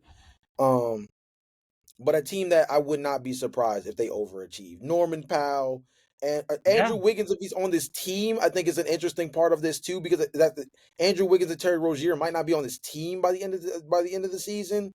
Could be an interesting factor. And again, that center depth is so tricky because if Bam misses time, your power forward and sort of your front court depth at that rate is like it's slammed destroyed. Yeah, if he it's misses destroyed. any time. And I think that's just so dangerous for this team. But nonetheless, that's a team. If you're actually placing over under bets, do not touch the Miami Heat with a stick. I would not mess with them. It I is would not definitely an mess interesting one going forward. Next with them. team Yeah. though, Jay, still have one of the best players in the league. The rest of Mhm. their roster has a lot to be desired. They have 20 million in dead cap from a guy who does not even on their team anymore. Yeah. Let's talk about the Milwaukee Bucks, who circumvented the cap in such a crazy way this offseason just so they can get Miles Turner on their roster. They have the Yeah. 20 million dead cap with Damian Lillard. But even with all of this mess that's going on in the periphery of the Milwaukee Bucks, they still got one of the best players in the world, Giannis Antetokounmpo. Jay, 42 and a half wins. How do you feel about this team hitting the over, hitting the under? Let me hear you. So here's the sick joke about the current state of the Milwaukee Bucks. The sick joke about this team is that this is the exact kind of roster construction Doc Rivers loves. Truthfully, this Yeah, is the exact kind of roster construction that Doc Rivers tends to lean the most into and tends to have his most successful, overachieving type seasons on a consistent basis. TV, there was a world where Tobias Harris and Danilo Gallinari, Montrezl Harrell, Patrick Beverly, and Lou Lou Williams. Williams were their starting five. You had an older Avery Bradley come off the bench, You had a rookie Shea. very youthful Shea Yeah, Gilgeous-Alexander. rookie Shea. JaMychal Green was playing real minutes for this team along with Landry Shamet and a Vika Zubac we didn't even know was really Timothy McGillicuddy just yet. Because he was Yeah, only in year two around this 2019 run where they won 48 games.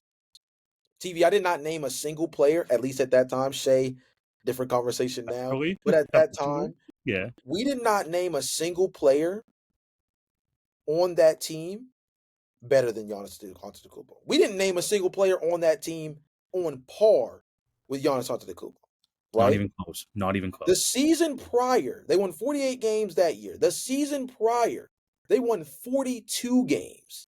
The season before that was the one that was their last year with Chris Paul and Blake Griffin. They won 51 games. So what I'm telling you is they have Giannis Antetokounmpo on the squad. You bring in Miles Turner, who's got to be pissed that coming off of a run to the championship did not get the kind of contract he deserved with Indiana to be an Indiana lifer as many people expected. Bobby Portis is back on the squad. Amir Coffey shoots 40% on catch and shoot threes. Gary Trent Jr. is coming off of one of his better seasons in the league. Cole Anthony is probably a little pissed that Orlando gave up on him. And Kevin Porter Jr., Lord may he help us. Not to mention that Torian Prince is on this team, and him and Darvin Ham have an underground cult pack that we just are not allowed to speak about at this point. Because it feels like wherever one is, the other one is too. TV, I'm going with the over on this. And it feels like a nasty over because it feels like a team that just should not be good enough to be in the mix for over 42 wins. Because outside of Giannis, it's a little tricky. But because that's what I'm saying about this team, and because that's exactly the kind of team that Doc Rivers loves to coach, that's exactly why they're going to overachieve over 42 wins. He's going to get the most out of Miles Turner. I think we're going to see the best version of Giannis we've seen in the last 2 to 3 years, which sounds insane given the fact that last year was what it was.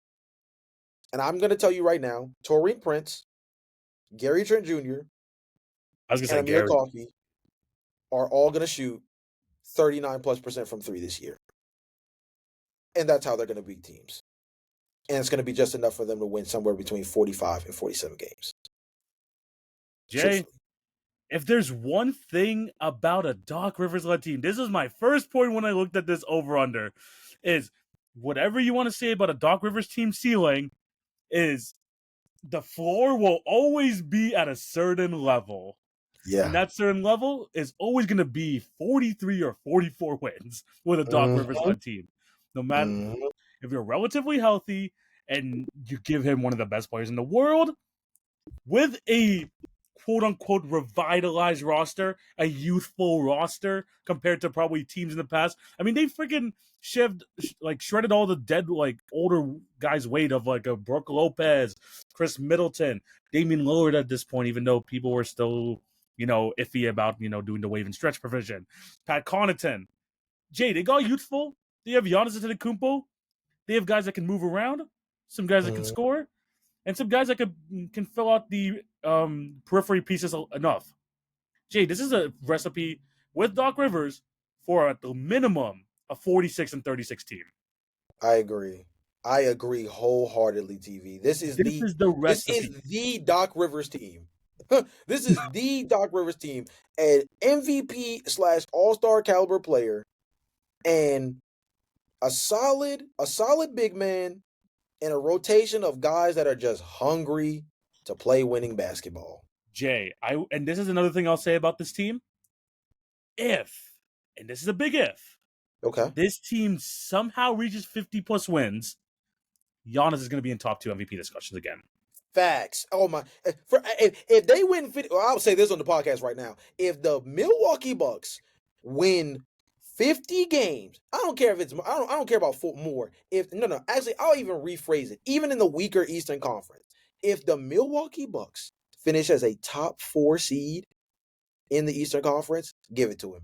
Give it to Giannis Antetokounmpo. If they finish as a top 4 seed, because you have to remember, if they're finishing top 4, that means they're definitively out of the play-in conversation. Yeah. This team around Giannis Antetokounmpo and Miles Turner is a play-in roster. If this team definitively finishes outside of the play-in where You're they being are a generous top about the 4 team in play-in, the by the Eastern way. Conference, You're being yes, I generous. am.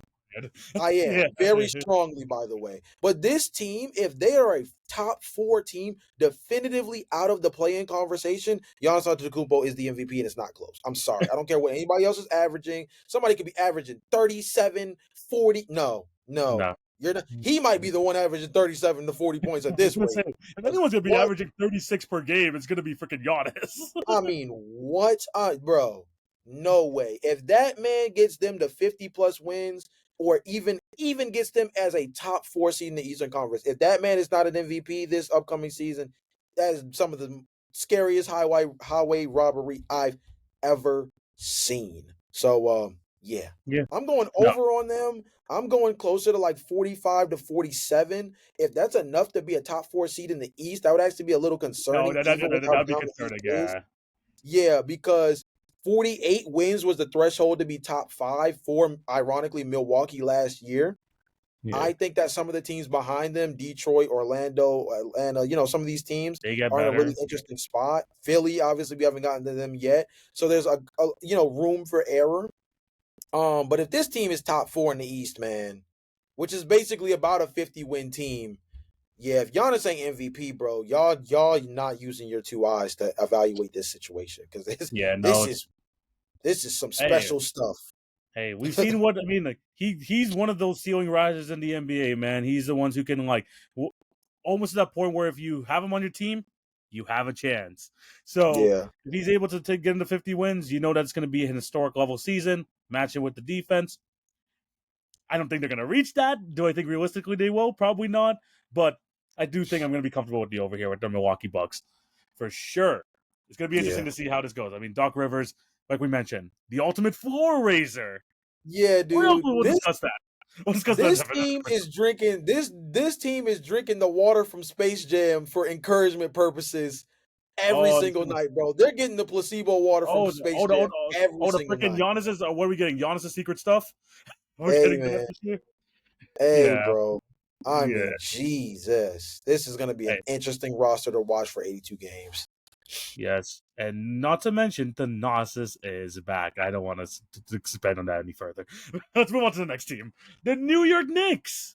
Yes, the Mm-hmm. New York Knicks lost in the second round to the Indiana Pacers, and probably what was one of the craziest. No, they won. They met in the conference finals. My bad.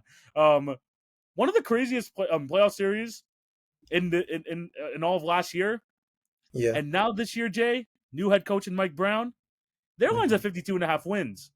Yeah. Karl Anthony Towns, Jalen Brunson, a full training camp with the guys that they didn't have a full training camp with last year, especially with Karl Anthony Towns. Improved roster behind them. 52 and a half wins is a lot, though, Jay. So I'm interested to hear your thoughts. Over slightly.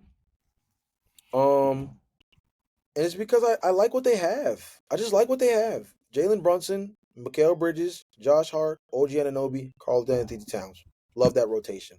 Mitch Rob, we always have to say win healthy. Always have to throw that caveat out there. But I love Gershon Yabusele as a side pickup for this team. That's a Love really them good as a bench, side pickup for this really team. good bench piece. This team also needed a secondary ball handler / shot creator on the perimeter that they could trust when Jalen Brunson's not on the floor. You get Jordan Clarkson, who's a proven commodity in that particular role. And Gotta Malcolm love that. Brogdon. They just signed Malcolm Brogdon, too. Yes. Oh my gosh. I'm glad you threw that out there because I saw that the other day and I was like, that's going to be a sneaky pickup that matters later on in the regular season. Later on in the regular season, Malcolm Brogdon as their backup point guard is going to be very impactful. I'm calling this now because I feel like as they get closer to the postseason, this is going to be one of those teams that does maybe kind of pull back the gas a little bit. Remember, this team is no longer coached by Tom Thibodeau. This is a Mike Brown led team. So the way the rotation functions is going to be an interesting storyline all season. And I think the way that they manage themselves in the last 2 months of the year going into the postseason is going to be a big question mark for this New York Knicks team coming off of the last 2 years where they have been injury riddled at the most inopportune times during the playoffs. Malcolm Brogdon, Jordan Clarkson, Gershon Yabusele being their offseason, chef's kiss offseason for the New York Knicks. I think they're going to be in a situation. Also, when adding in Mike Brown, who I think is going to be a totally, not just a totally different voice on a literal level, but I think a totally different voice from a philosophical level of how this team runs rotations, how much on ball pressure they give Jalen Brunson to create offense. I think he's going to empower guys like OG Ananobi and Mikal Bridges to get their shots more often. This is going to be an interesting roster. This is going to be an interesting year in terms of how they decide to function. This feels like a lock playoff team, right? So we know that this is going to be a team we see in the postseason. So the bigger question is more about how they decide to run their regular season table. I really like this New York Knicks team. I'm gonna be honest with you. I really like this New York Knicks team. And what they were able to do with Jordan Clarkson and Gershon Yabusele as pickups on the margins, like that's just really, really good value. And like I said again, you mentioned it beforehand with the Malcolm Brogdon signing. Their backup point guard without bringing in Malcolm Brogdon was going to be Tyler Kolek. Now, don't get me wrong, Tyler Kolek out of Marquette is a really solid player. And this will be his second year with the team, maybe a little bit more established this season, but I don't necessarily know if you want to thrust that type of responsibility in his hands. This team is not deep, but they are very talented in their top 9 rotation. Very talented. So yeah. I will say I agree with that. I don't think they're the deepest team in the world, but I'm a lot more comfortable with their bench compared to last year. And they're coming into Yes. this season with a healthy Mitchell Robinson Yes. too. So, Mm-hmm. in terms of this 52.5 wins, I think they are clearly the number 2 team in the East. I Mm-hmm. think they're more closer to like a 54, 55 win team. I'm going to be hitting the over. You know how much I love Jalen Brunson.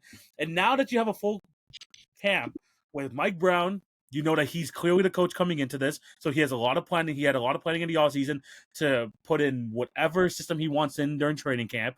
You have a full Yeah. training camp with Carl Anthony Towns, Mikal Bridges, back from another year. Hopefully, this whole shooting, trying to change his jumper nonsense is done with that. You have a Yeah. healthy OG Anunoby. The roster is practically healthy going into this year, and you get some new veterans around. The Gerson Yabusele has been one of my favorite bench piece like contender moves that they've been able to make. I'm a big fan of this New York Knicks team, and I don't see a world where they just don't be better unless for some major injury. Knock on wood, but 52.5 wins, it does seem like a lot because it's a pretty big line, but I will be comfortably taking the over. I think, again, a 55, 56 win team is definitely in the books for the New York Knicks. To me, they're clearly the number 2 team in the East. Yeah. Right now, the top two feels very solidified with Yes, Cleveland and that's New what I was York going to say. very Yeah, strongly, right? very. And Yeah. and hilariously enough, I think we're gonna get to the team that has the most momentum to be in that conversation as that third team. Yeah. Um, Yeah. but the Knicks, what they were able to do this offseason, they didn't get deeper, and you would have wished that they could add a little bit more depth to their roster. But you have to commend the talent on their bench. Where And they if still you're have not gonna, Malachi, too. Yeah, I forgot they you still have have to Malachi. look at yeah, when you look at their cap sheet and you look at Jalen Brunson, Mikal Bridges, OG Anunoby, Carl Anthony Towns, like that's a lot of money into four guys, right? So they're only able to do but so much as it is. To get that kind of talent on the margins like that, you're gonna get a lot of productivity from your bench, despite the lack of depth. The talent at their on their bench spot is going to be one that I think I would not be surprised is worth about 10 games on its own. I think their bench is so much more improved this season. Because just remember, Miles McBride is still on this team as well. I didn't even mention him as a Yeah, no, guy I, that's going to I just be. noticed that too. I'm like, damn, they still got Deuce on the team too. So that's their Yeah, you guard still rotation. I got think we're Deuce on the good. squad They're too. good. Yeah, it's like their guard Yeah, rotation's you like have a solid. situation where their top 8 to 9 is going to be like really strong. And of course, one of the bigger questions that always comes out is like, how's Miss Rob going to do? Well, now Yeah, that you have Gershon Yabusele, it helps a little bit more with that because OG Anunoby plays the 4, but Mikal Bridges could play the 4. Josh Hart could play the 4. yeah. Mikal Bridges starts at the 2 for them, but Deuce McBride can play the 2. Jordan Clarkson can play the 2. Carl Anthony Towns is their starting center, but Mitch Rob, if he's healthy, he can start at center, and Carl Anthony Towns can start at power forward, and you have a bigger lineup at shooting guard and shooting guard and small forward with OG Anunoby and Mikal Bridges starting there, and have Josh Hart come off the bench. Like they might not be deep, but they have flexibility within their roster because they're just that talented. Oh, 100%. I'm very excited for this team, and it feels like a top 2 race, especially with like the terms of the talent, in terms of the talent pool, who's healthy at the right time. The New York Knicks, hopefully with the Mike Brown situation, overcome the narratives of them like not being healthy come the playoff run, and hopefully this new addition to their lineup actually gives them some space to work with, so they don't have to keep playing their guys near 40 minutes a game. Yeah, Yeah. so yeah, this new team we're very excited for. Jay, this is the team you were talking about because in terms of momentum for being the third best team in the East, this team might do it, especially with the big additions they had into this team.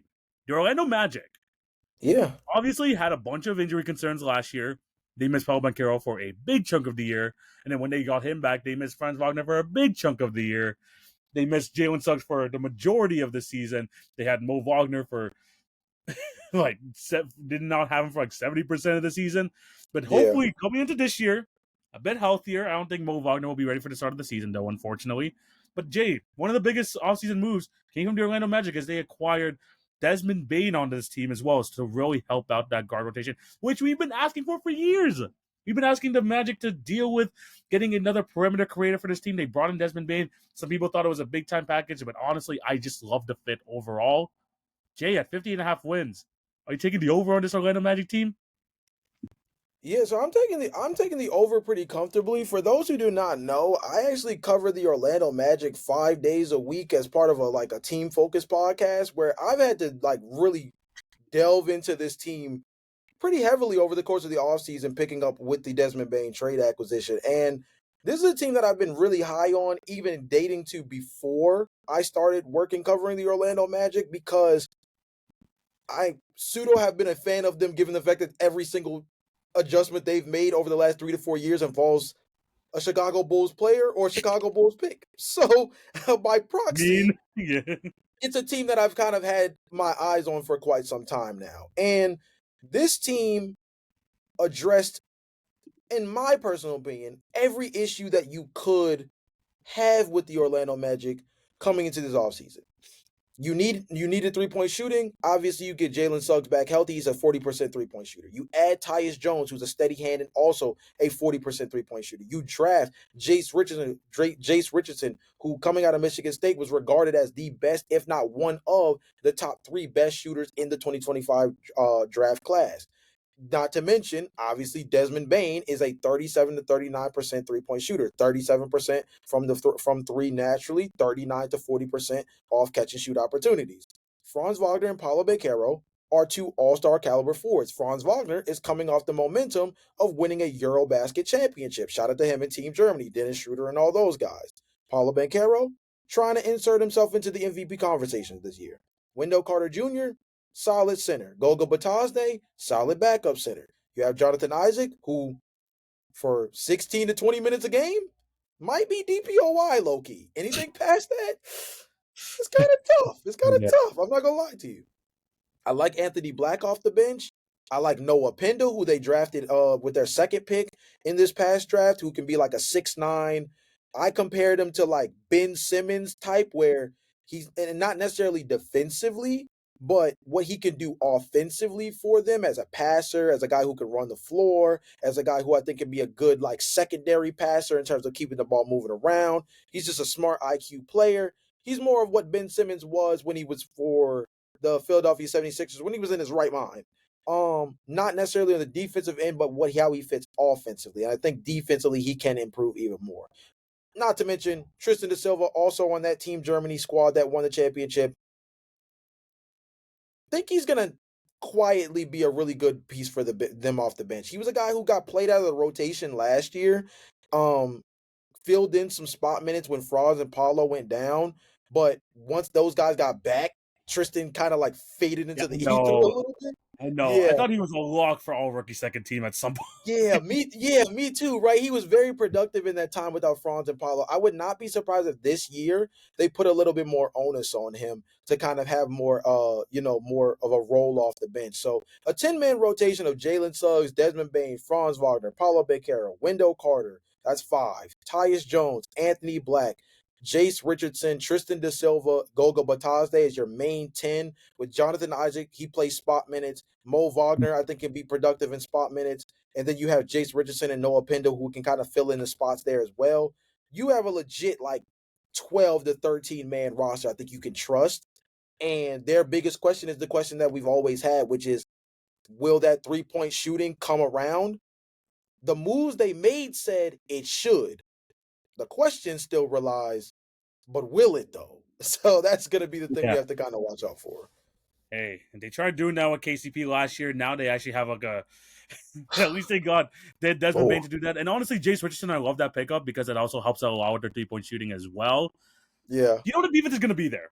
You just know the defense is going to be there each and every year. It always comes down to will the offense be able to catch up?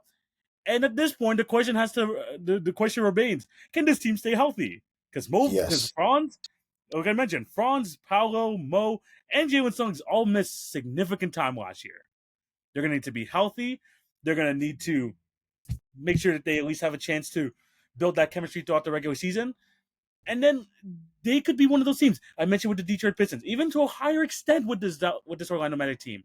If there's a team to make a dark horse run, who have the pieces in terms of offense and defense, can play two-way ability, has the coaching and all that, Orlando Mm, can make that Indiana Pacers type run this year. yeah, Can you trust it to happen? definitely. Can you trust it over an 82 game span? They're gonna have to prove it to us here. 50 and a half wins, I'm gonna take the over. But I'm not gonna say it's like the hardest over ever because we've seen this team completely fall apart in years past. You just hope that's not the Mm. case this year. I really want Paulo Banquero to take the next step, and him and Franz could be one of the most deadly wing duos in the league. We could put him into that upper echelon. I do still have my concerns about that center rotation. Wendell Carter starting as your starting center for 82 games is something potentially a trade brewing, especially with that Jonathan Isaac contract. Who knows? But at the same time, I do think this team is too talented, especially in a weekend Eastern Conference, to not be in the 50 win mix. I'm going to take the over on the Orlando Magic. I'm super excited for this team. The shooting, I think the shooting upgrades have been a lot better than they did in years past. Love the backup Mm. point guard minutes for Tyus Jones. Doesn't have to be in that freaking Phoenix Suns dumpster fire that he was in last year. I'm excited for this team, but I don't want to get my hype. I don't want to put all my chips into this team because of the way I saw how things played out last year. Yeah, this is a team that I think is getting raised expectations just simply out of the fact that the Eastern Conference is very unsettled, right? When you look at Boston, Boston would definitively be either the best team or the second best team pretty calmly in the Eastern Conference if Jason Tatum were healthy. And I think even with some of the moves they made with Drew Holiday and Kristaps Porzingis and even this whole saga with Al Horford, I think if Jason Tatum were healthy, you move Anthony Simons for a little bit more depth, particularly to help out with your center spot and maybe add another backup point guard to help outside of Peyton Pritchard. Maybe you feel a little bit differently about this team, right? And so you look at where they could be talking about Orlando versus where they could be is probably like fifth, sixth in the East in terms of expectations, right? Because if all teams were healthy, I think you take Cleveland over Orlando right now. I think you take Boston over Orlando right now if they have Jason Tatum and they are able to make a move with Anthony Simons. I think you take New York over Orlando right now. I think some would say, given the proven track record of Indiana over the last 2 seasons, that with a healthy Tyrese Halliburton, you might have to take them over Yeah, Orlando right now. Now you get a little nitpicky when you get to that area where you're like Milwaukee with their roster around Giannis Antetokounmpo, yeah, Detroit with the way they've been able to improve in just one season under JB Bickerstaff. Interesting. Atlanta, what they've done on the margins with their roster, bringing in Nikhil Alexander Walker, Kristaps Porzingis, and doing what they've been able to do over the last 2 to 3 years, developmental wise, with guys like Jalen Johnson. Interesting. But I think Orlando, especially when you look at the state of the East, particularly this season, has the talent to deservedly be in this conversation as the third best team in the East. But their injury concerns and their floor spacing concerns are two things that you can't really judge until 82 games have been played. So unfortunately, those two big question marks are going to be question marks for them all year until we see a big enough sample size to say, wait a minute, they've got four guys shooting 40% from beyond the arc, either on catch and shoot opportunities or in regular from beyond three. Okay, wait a minute, they're kind of turning around. Wait, Franz was a 33% three-point shooter all throughout Eurobasket, and all of a sudden he's shooting 36% on 7 attempts. Okay, cool. Like respectable. we can Yeah, respect that, right? But yeah, until we see that, it's always going to be a question for this team. yeah. No, I don't trust the shooting until I actually see it in person. I do. Again, I like the additions, but I said that last year when they had a KCP, and look what that ended up happening. So Exactly. look, have my question marks about the health. Have my question marks about how the offense will ultimately come together. Even though I love the Desmond Dane signing, I just want this team to be healthy. And if there's any year for everything to come together for the Orlando Magic, this is gonna have to be the year. The East is wide open. There's a chance to really maybe jump into a position where if Indiana and Boston are healthy, like you mentioned, they might have not had the opportunity. This is a time to do so. So hopefully they're able to take advantage of this opportunity. I'm taking the over. Jay's taking the over. Let's just hope that they can actually fulfill kind of the potential that we've been seeing in them over the last couple of years. Jay, Yeah. final three teams to go through.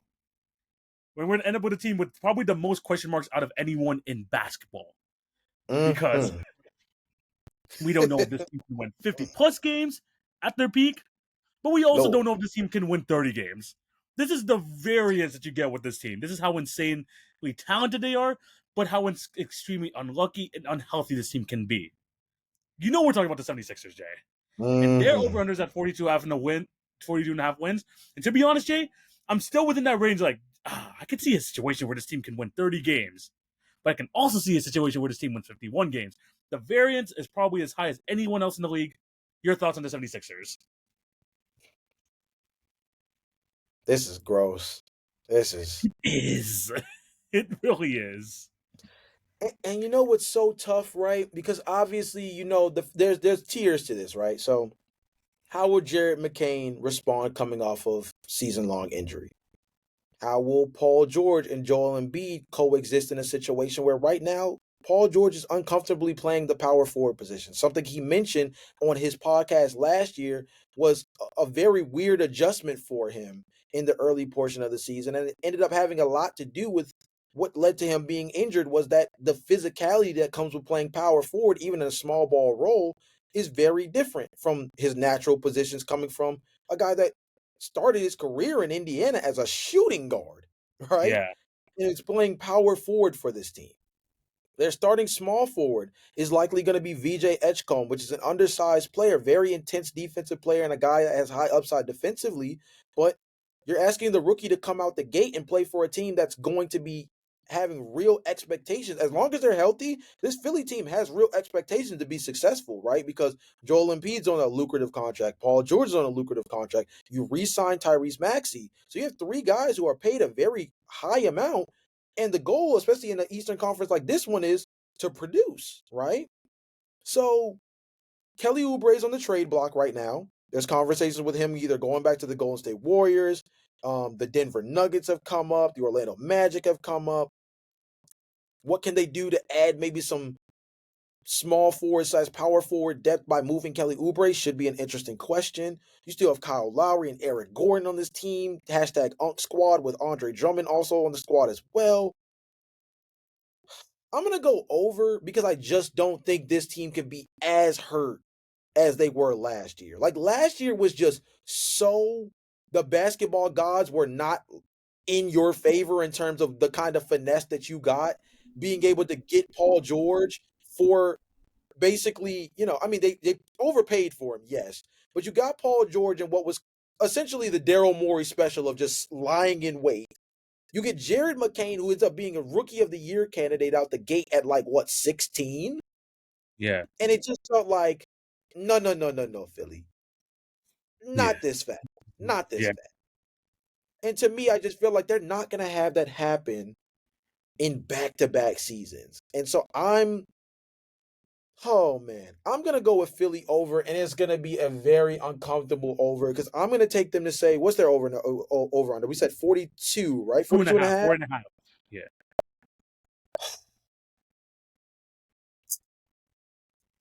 At the end of the day, TV, like you said, somebody's got to take up these play-in spots, gang. I ain't going to hold you. I'm going to take them to win like 45 games. And I think if this team happens to be unnaturally healthy, they have the upside to win more than that. But I think that just on a baseline, trade Kelly Oubre for some more small forward / power forward depth so that you can move Paul George to his more natural position. You have Tyrese, you have Jared McCain, VJ Edgecombe, Paul George, Joel Embiid, Andre Drummond. I like Justin Edwards too, by the way. Throwing that out there. I like Justin Edwards. Showed some real promise last season. And if I'm not mistaken, they still have Q Grimes as well, no? That was gonna be. Do you know what's funny? That was gonna be my first point. Then I'll pass it to you Me, then, because I just remembered that. Yeah. Jay. Remember, you got to remember when we were talking Yeah. about the restricted free agents over the past few weeks. Kaminga, Yeah. Josh Giddey, Cam Thomas, and Q Grimes. Q Grimes is the Yes. last guy to not have a contract right now, and everyone is laying in wait because the difference between him being in the squad and not being in the squad is going to be massive for the 76ers. It's going to be Yeah. massive, especially in Wow. that guard position. Because let's be honest, Jay, they don't want to be giving Eric Gordon real rotation minutes all season long. Yeah. True. Do they really want to be doing that? Do they want to be giving a 40-year-old Kyle Lowry? By the way, I just realized he's going into his 20th season. Yeah. This is freaking Nick Nurse bias all the way. By the way, I know how much Nick Nurse loves him. Loves him from Kyle Lowry. He's still on the roster at age 40. Also, he's from Yeah. Philly. But yeah, at the same time, Q Grimes is massive to this team. I don't. People maybe maybe the 22 points per game at the end of the year is probably not going to be what's going to end up happening. Obviously not. But we know what he is. He's a good 3-and-D guy. He works very well off ball and is a very much improved 3-point shooter. And he showed that he can perform in a big way for the 76er team, even in the mix of all this mess. So, what does this mean for the Philadelphia 76ers? Jay, I honestly don't trust Joel Embiid to play 50 games this year still. I really don't. I truly don't think that Joel Embiid, I don't feel confident in that. So, I'm going to do a lot of my predictions, assuming Joel Embiid plays like 35 to 40 games this year. Even with that, Paul George being hopefully relatively healthy past 55 games, I was close to taking the under, but I truly think that they will resign Q Grimes. I just don't think there's a world where you can justify just letting an asset like him, at the very least, him as an asset, him go just for nothing. I Mm, think he comes back. I think he plays a pretty big role. I think Jared McCain has a decent bounce back year. I don't know if he's going to continue to get the opportunities and be 16 points per game. But the biggest thing here, I think, is Tyrese Maxey has a big bounce back season. A lot of injuries last year as well. I don't think people talk about like the amount of time he missed with injury last year. Though so many mm, people might say that that was part of the tank job, that they didn't want Tyrese Maxey playing. But yeah. I think he comes out and plays at a near all NBA level caliber. I think that the rest of the guys at least are healthy enough to go through most of the season in a weakened Eastern Conference. I'm gonna take the over, and that's a big part of that is having Q Grimes on the roster. I'm very questionable for that fourth position. I know Adam Bona had some pretty good moments in Eurobasket, by the way, as part of the Turkish national team or the Switzerland national team. I forgot which one. Mm, But there's obviously a lot of holes. Someone's gonna have to win the Eastern Conference, and this team is just too talented not to. And there's just no way. I refuse to believe that all those injuries from last year compile on them once yeah. again this year. I know Philly's unlucky, but I don't think they're that unlucky. Joel Embiid for sure for me is the one who's like, okay, I don't know if you ever play 50 games ever again, but they still have a good enough roster around them where I think 45 wins is attainable. I'm gonna go with the over for them. Here's my thing, TV, because I'm looking at the current free agency pool, right? Because again, one of the interesting things that we have to factor in is that this team is in a pretty tough spot depth wise, as we just kind of like alluded to a second ago. Because Quentin Grimes is solid, but I mean, other than that, like is is looking kind of tough. Again, particularly at that small forward, power forward position. Mm-hmm. TV, if let's say that before opening day, the Philadelphia 76ers can string along this combination of moves. Get Quentin Grimes fully locked back in, right? Because I believe they still haven't finalized his deal yet, correct? No, he has not. So let's say you finalize Quentin Grimes, you're able to move off of Kelly Oubre to free up some money. Let's say you bring in like Jay Crowder and like Terrence Davis, right? Yeah. I know it's not great, but I'm just kind of I shooting off know. the hip. You add small forward, power forward depth. Let's say bringing Q Grimes, add one of either Jay Crowder or Terrence Davis for your small forward position, and you snipe Precious Achua, who somehow is still sitting out on the open market as well. Team gets quite interesting really quickly. Team gets It's quite interesting really quickly. You bring in Precious Achua, Terrence Davis, and you get Quentin Grimes back on your books, and you've already got Joel, Tyrese, Paul George, Jared McCain, VJ Etchcombe, Andre Drummond to a lesser degree. I think you're still a little thrown off by that center position, but they're carrying five centers as it is right now.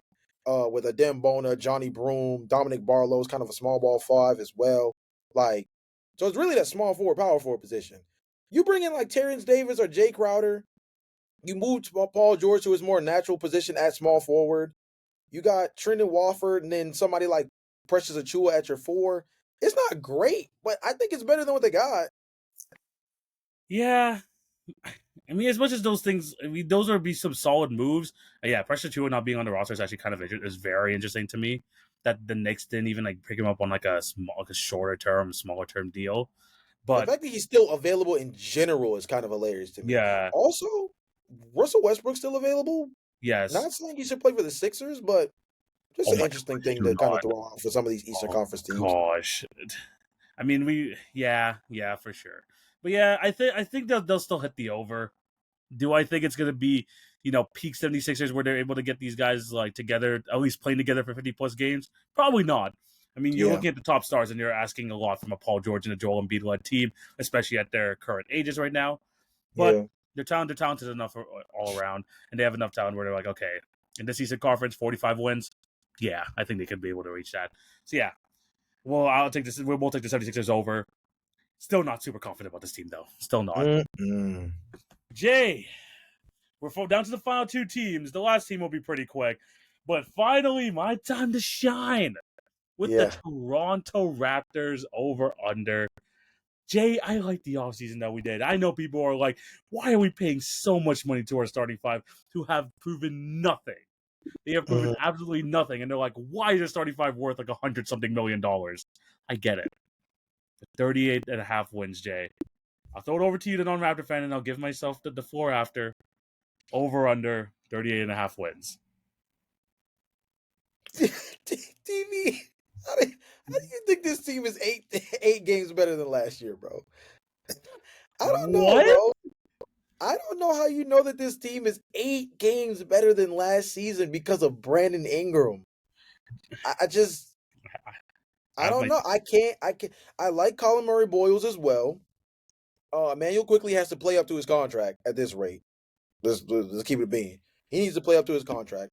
I think Grady Dick has gotten better over the course of the last few years in terms of what he's able to develop as an on-ball player. Even coming out of Kansas, that there was an understanding that he was a guy who had another gear offensively as an on-ball player. RJ Barrett, I feel like we're at that point that we've reached the ceiling of RJ Barrett, but he's very similar to another Canadian player in Andrew Wiggins, where I feel like that ceiling is still so good that you're not gonna like disrespect him as like a starting caliber player. Like he's Yeah. definitely a starter in the NBA, but I don't know if he has another gear to reach as far as what he contributes both offensively or defensively for that matter. Brandon Ingram, look, man, with that one, I need to see the three ball go through at a high clip because we know he's a mid range demon. But if he doesn't space the floor for this team, that puts a lot more onus on Emmanuel Quickly and Grady Dick to be the ones to do it. And Emmanuel Quickly has not been the same 3-point shooter he was with the New York Knicks since coming to you guys. And Grady Dick has still been a spotty 3-point shooter here and there, despite the fact that he did have a much better season last year. And I like Jakob Poeltl. I like him. I like him. How much longer he's on the roster, I think is really interesting. They invested $20 million a year in him to re him up. Their backup center situation is a little 26 million a tricky. year. Huh? 26 million a year. Oh yeah, that's right. He does make more than Vooch. Yikes. Um yikes.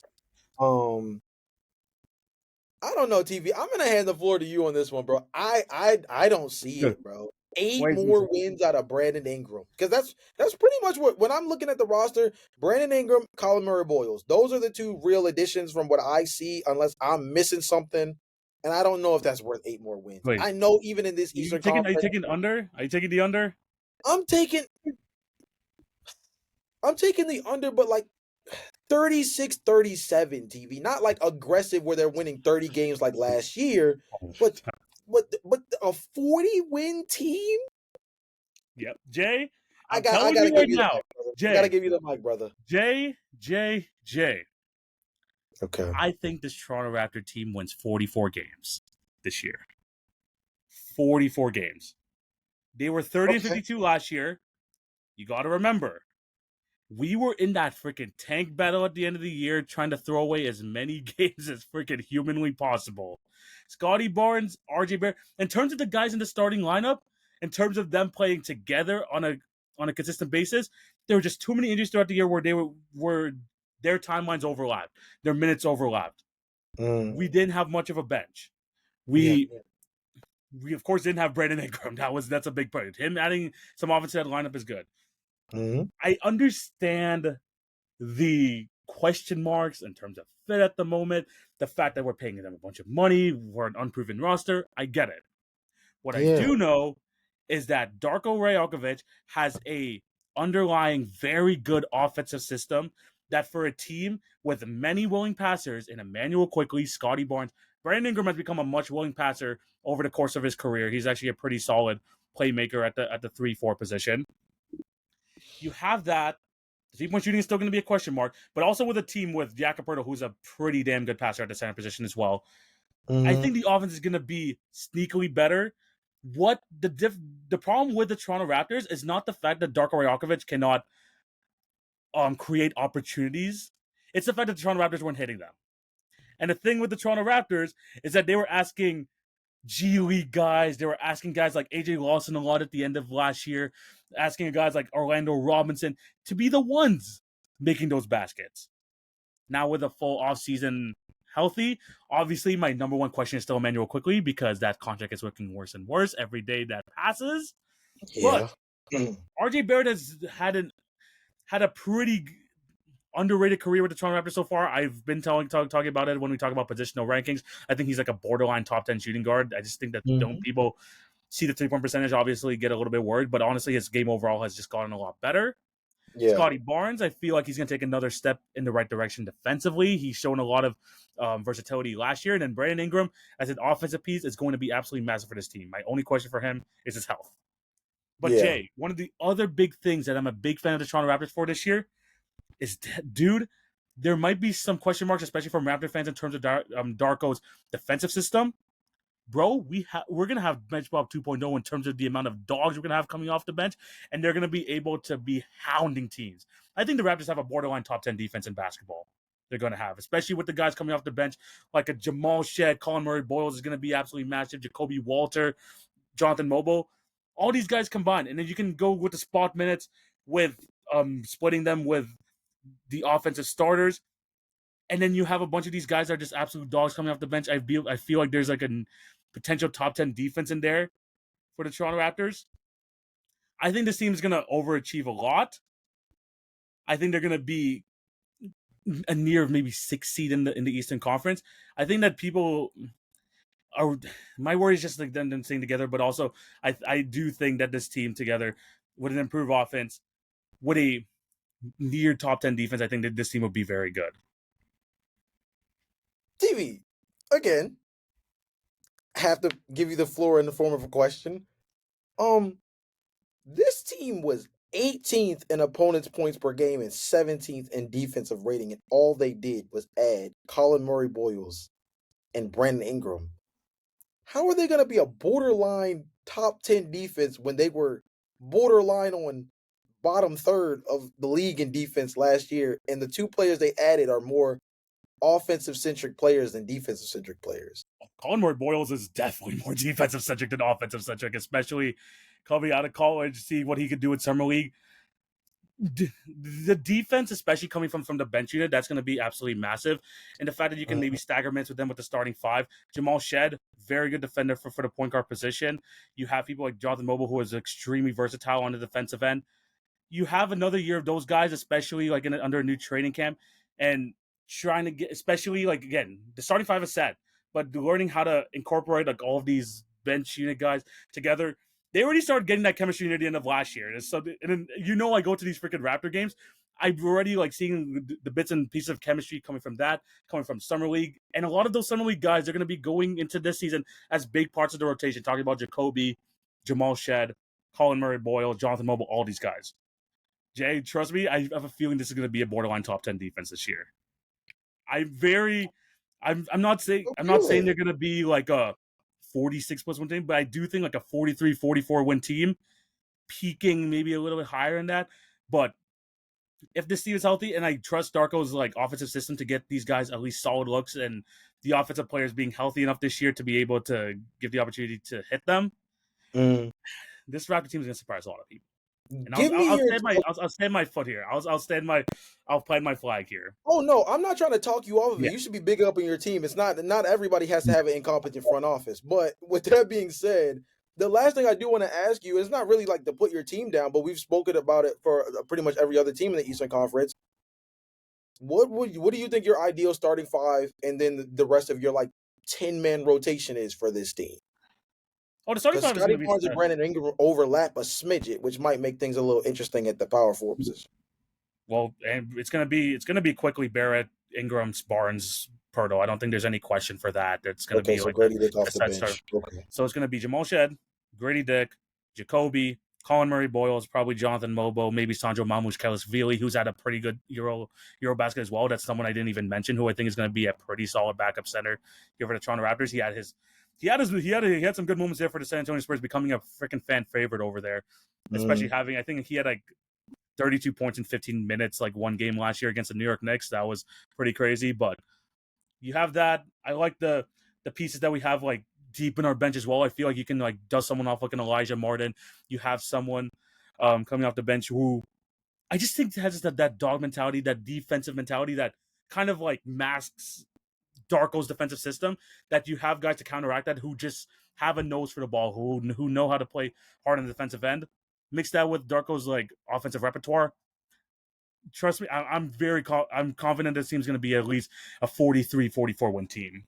okay, I mess with, like I said, I mess with the confidence. Only one of us is allowed to have a competent Yeah. franchise around here, so I don't hate. I'm not Yeah. hating against it. I'm just interested that more so because of the offensive input that's going to come from Brandon Ingram. I'm surprised that you're just so much higher on their defense as opposed to their offense. That's why I was Yes. asking, because you seem more excited about what they're going to do defensively as opposed to offensively. When I think the whole point of bringing Brandon Ingram in is to maybe bring more stability to their half court offense, not necessarily what's going to happen impactful wise on the defensive end. But you seem to think that the defense part is going to be the part that carries you It's guys it's to the it's over. going to be. I don't think it's going to carry. I think they're both going to be around the same time. So maybe like a top 15 offense, maybe borderline top 10 defense. It's going to be like somewhere around there. Okay. But just think of like the way I see this team running, especially on the defensive end. They're going to create a lot of turnovers. There's going to be a lot of fast break because you have a bunch of athletes on this roster running up and down the court. Yeah. It's going to be a type of roster. And Jay, I didn't even mention Ochai Abaji, who had a probably the best year of his career last year. But the only reason I didn't mention him is because he's probably going to be the number one trade target because we need to get underneath, I think, the first apron still. Mm-hmm. And he's like the Yeah. number one candidate to be traded. So I don't know what we're going to end up getting back for him. But at the same time, he's also an improved 3-point shooter. But with that being said, I'm very high on the Toronto Raptors in the sense where I think that they're going to take a bigger jump than a lot of people expect. Mm. 43-44 wins is where I see this team at. I like it. I like the confidence. I'm glad you're able to root for this team comfortably, as opposed to me that's going to be rooting against the Bulls every other night. It seems like. Okay. I know we're Oh man. reaching the 2 hour mark, but we got one team left to go. The Washington Wizards. This one shouldn't take too long. 21 and a half wins. Obviously, Trey Johnson is going to be the big addition to the team from the NBA draft this past year. Another year of Alex Sarr, another year of Bob Carrington. They have a bunch of random vets on this roster with CJ McCollum and Chris Middleton coming in this year. Mm. Jay, over under 21 wins or 21 and a half. It feels like it should be a pretty good under. I'm going to put them at 20. I think they're going to win 20 games. I think they're going to be solid because I think that this team is youthful enough that they're going to play hard. I think that they're going to be a pretty decent squad. Now, don't get me wrong, Bilal Coulibaly is already set to miss the beginning portion of the I season with did. a I little. didn't even mention that. Yeah, Yeah, he got surgery yeah, he has already. a little bit of an Yeah. injury situation going on with him where he might end up missing the beginning portion of the year. I wouldn't be surprised if CJ McCollum and Chris Middleton get moved by the trade deadline. If they don't, I wouldn't be surprised if there are two guys that get kind of deactivated towards the back half of the year. But I like Corey Kispert still. I like the addition of Cam Whitmore, who's going to be playing in the DMV Yeah. again for the first time since high school. That'll be big for him. I like Trey Johnson as a guy who I think is going to be in the Rookie of the Year conversation this year because I think he's just going to have the opportunity to. Um, Bob Carrington in year two, Alex Starr in year two should be really solid. But like this team should not be playing with the intention of like winning games. This is about developing Bob Carrington as a distributing point guard. Hopefully, continuing to see what Bilal Coulibaly can do as an offensive player because we know he's a above average defender already when healthy. Um, I think you try to get what you can out of CJ McCollum and Chris Middleton as far as long term draft flexibility is concerned. Cam Whitmore, you see what you can get out of him, given the fact that he's kind of been nerfed in his time with Houston over the last 2 years. I think now he should have a chance to like really kind of fly Hope so. off the board early and often with this Washington Wizards team. And then Alex Sarr, I think he just built off of last year, right? Like he was one of the better defensive rookies last season. Still one of the worst 3-point shooters in the class last season, but you hope maybe he could take a Yeah. step in the right direction, given the fact that he took so many last year. So just continue to develop as a defensive talent, get a little bit better as a guy who can finish around the rim, and all of a sudden you go from averaging 13-7 to averaging 16-8 or 16-9, and on better efficiency, and you look like a much better pick at that that number 2 overall spot. So they're going to be a team that's bad, a team that should want to be bad, but I think they've got guys that are bright spots. That's like a good reason to watch them when they play. Yeah, it's weird because 21.5 is just low in general. I'm going to take the over, but it's not going to be much of an over. It's going to be like 23, 24 wins. Just because I think even though that they want to like trade away these vets, I don't think there's going to be much of a market for them. And I think more than anything, it's just to try and get these young guys to be a bit more professional. To get, I Yeah, mean, like we this is did a win problem with the 18 games last year too. That is pretty yeah. close. That's what I mean. It's not Yeah, there's improvement, but am I going to say there's big improvement? I think 6 games improvement, especially with the addition of CJ McCollum and Chris Milton. I think that's 6 games enough, especially with the growth of these guys going forward. Yes, I mean, I'm comfortable with them saying 24 wins. I don't think they're going to fully tank it off, but I do think that they want to see, especially like having these guys, especially in the locker room for the time being, get yeah, their input, see, like, which guys are going to be part of their team long term going forward. If there's a trade for them, I don't think they're definitely not off the table. But yeah. 23, 24 wins, I'll take that bet. I'll take You know 24 what? wins. You've convinced me. This is a team that might accidentally push the over, similar to like how Brooklyn started out the season Yeah. last year, right? A team that I think is just like too good to not be like to be that terrible in the beginning, and then they kind of figure out like, oh, wait a minute, Oh, we got oh, you think we so? I made a think these guys mistake. can be March demons. I think these guys could be March, April, potentially Interesting. like steal some Okay. like get some like heartbreaking wins for some of the teams trying to make the playoffs. This could be the Yeah. type of team for that. Yeah, I wouldn't be surprised. I think that all is going to come down to CJ McCollum and Chris Middleton and what they decide to do with them. But I mean, Bub Carrington, Bilal Coulibaly, Cam Whitmore, Keyshawn George, Alex Sarr. We didn't even They talk got about players. AJ Johnson was really Yeah, solid with them last season. they got Trey players, man. Johnson. They've got yeah. Okay, maybe I won't go as high as 24, but like, do I think they can win 4 more games than last year? Yeah, Yeah, yeah, they I, can. I was I They can was win 4 more last season. I say 23, 24. It's making it seem like I think that this like Wizards team is gonna have some crazy jump. I don't think so. But at No, the no, no. same time, like 24 wins is that really too much to ask for? Just to ask for growth from these young guys and hopefully Trey Johnson gets some touches. Hopefully that's good enough. I'm gonna give him a 24 wins. Again, I'm not losing sleep over if they get the under anyway. So Yeah, so I'm just gonna take the over. Jay looks like I convinced him to take the over, which is cool. Yeah, yeah. Jay, 2 hours in, we got through all 15 Eastern Conference teams. We got the West next time, so that's gonna get some conversations that are gonna be tough there. But Jay, Yeah. you let us know down below. Do you agree or disagree with the teams that we said? If we hit your team, do you agree or disagree? Maybe you're just as passionate about your team as I am about my Toronto Raptors, thinking they're going to take a big jump. Hopefully, I'm right. Hopefully, you have the arguments in the comment section to say that your team is going to be able to reach that. We want to hear all your thoughts below. But yeah, Jay, another end of a fantastic episode. Thank you guys for watching. What do you have to tell these beautiful people before we sign out? Man. 2 hour episode. If y'all don't think we love this content, man, these are the type of episodes that let you guys know that we are locked in as the NBA season is approaching ever so slowly. But at the same time, look, man, NBA training camp will be here at the end of the month, and that'll be when things really kick off. But we have another one of these, obviously, as TV mentioned beforehand, with having to do the Western Conference.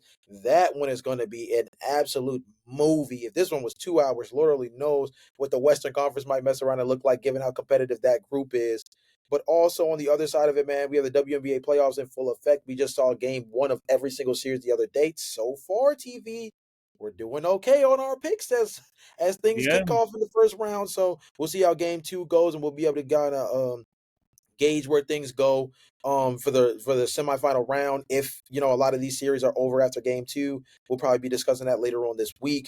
And then beyond that, man, I mean, yeah, we're just on the road to NBA training camp. I know it's not live basketball, but it's like once NBA training camp starts, you're gonna start seeing a little bit more movement with some of these remaining free agents maybe getting picked up, like we mentioned on the podcast earlier, where guys like Malcolm Brogdon getting picked up. Um, by the Knicks. You'll also be able to hear more from these teams in terms of what their expectations are. We can start really having real conversations about their season outlooks as we get close to the start of this NBA season. So we're just really waiting for NBA training camp to come around. But until then, stick with us. We still got some great, preseason style content for you guys. 100%. We have a lot to talk about the NBA. What's funny is that we're probably gonna be past. We're gonna be like releasing the other WNBA episode first before this, so you're gonna know our thoughts on like round 2 and stuff after this, which is gonna be super fun. But yeah, be able to follow along with the content. We're gonna have the season previews coming on soon. The 21 questions should be really good. Obviously, just to lead up to the NBA season, we're super hyped for it, and of course, we have the end of the WNBA season coming soon, and we're gonna be tapped into the playoffs. But yeah, Jay, another end of a fantastic episode. Thank you guys for watching. Make sure you check out all of our content. Those links will be found in the description down below. TikTok, Instagram, our individual stuff. All that can be found in the description down below. And yeah, we'll be back next week with another episode.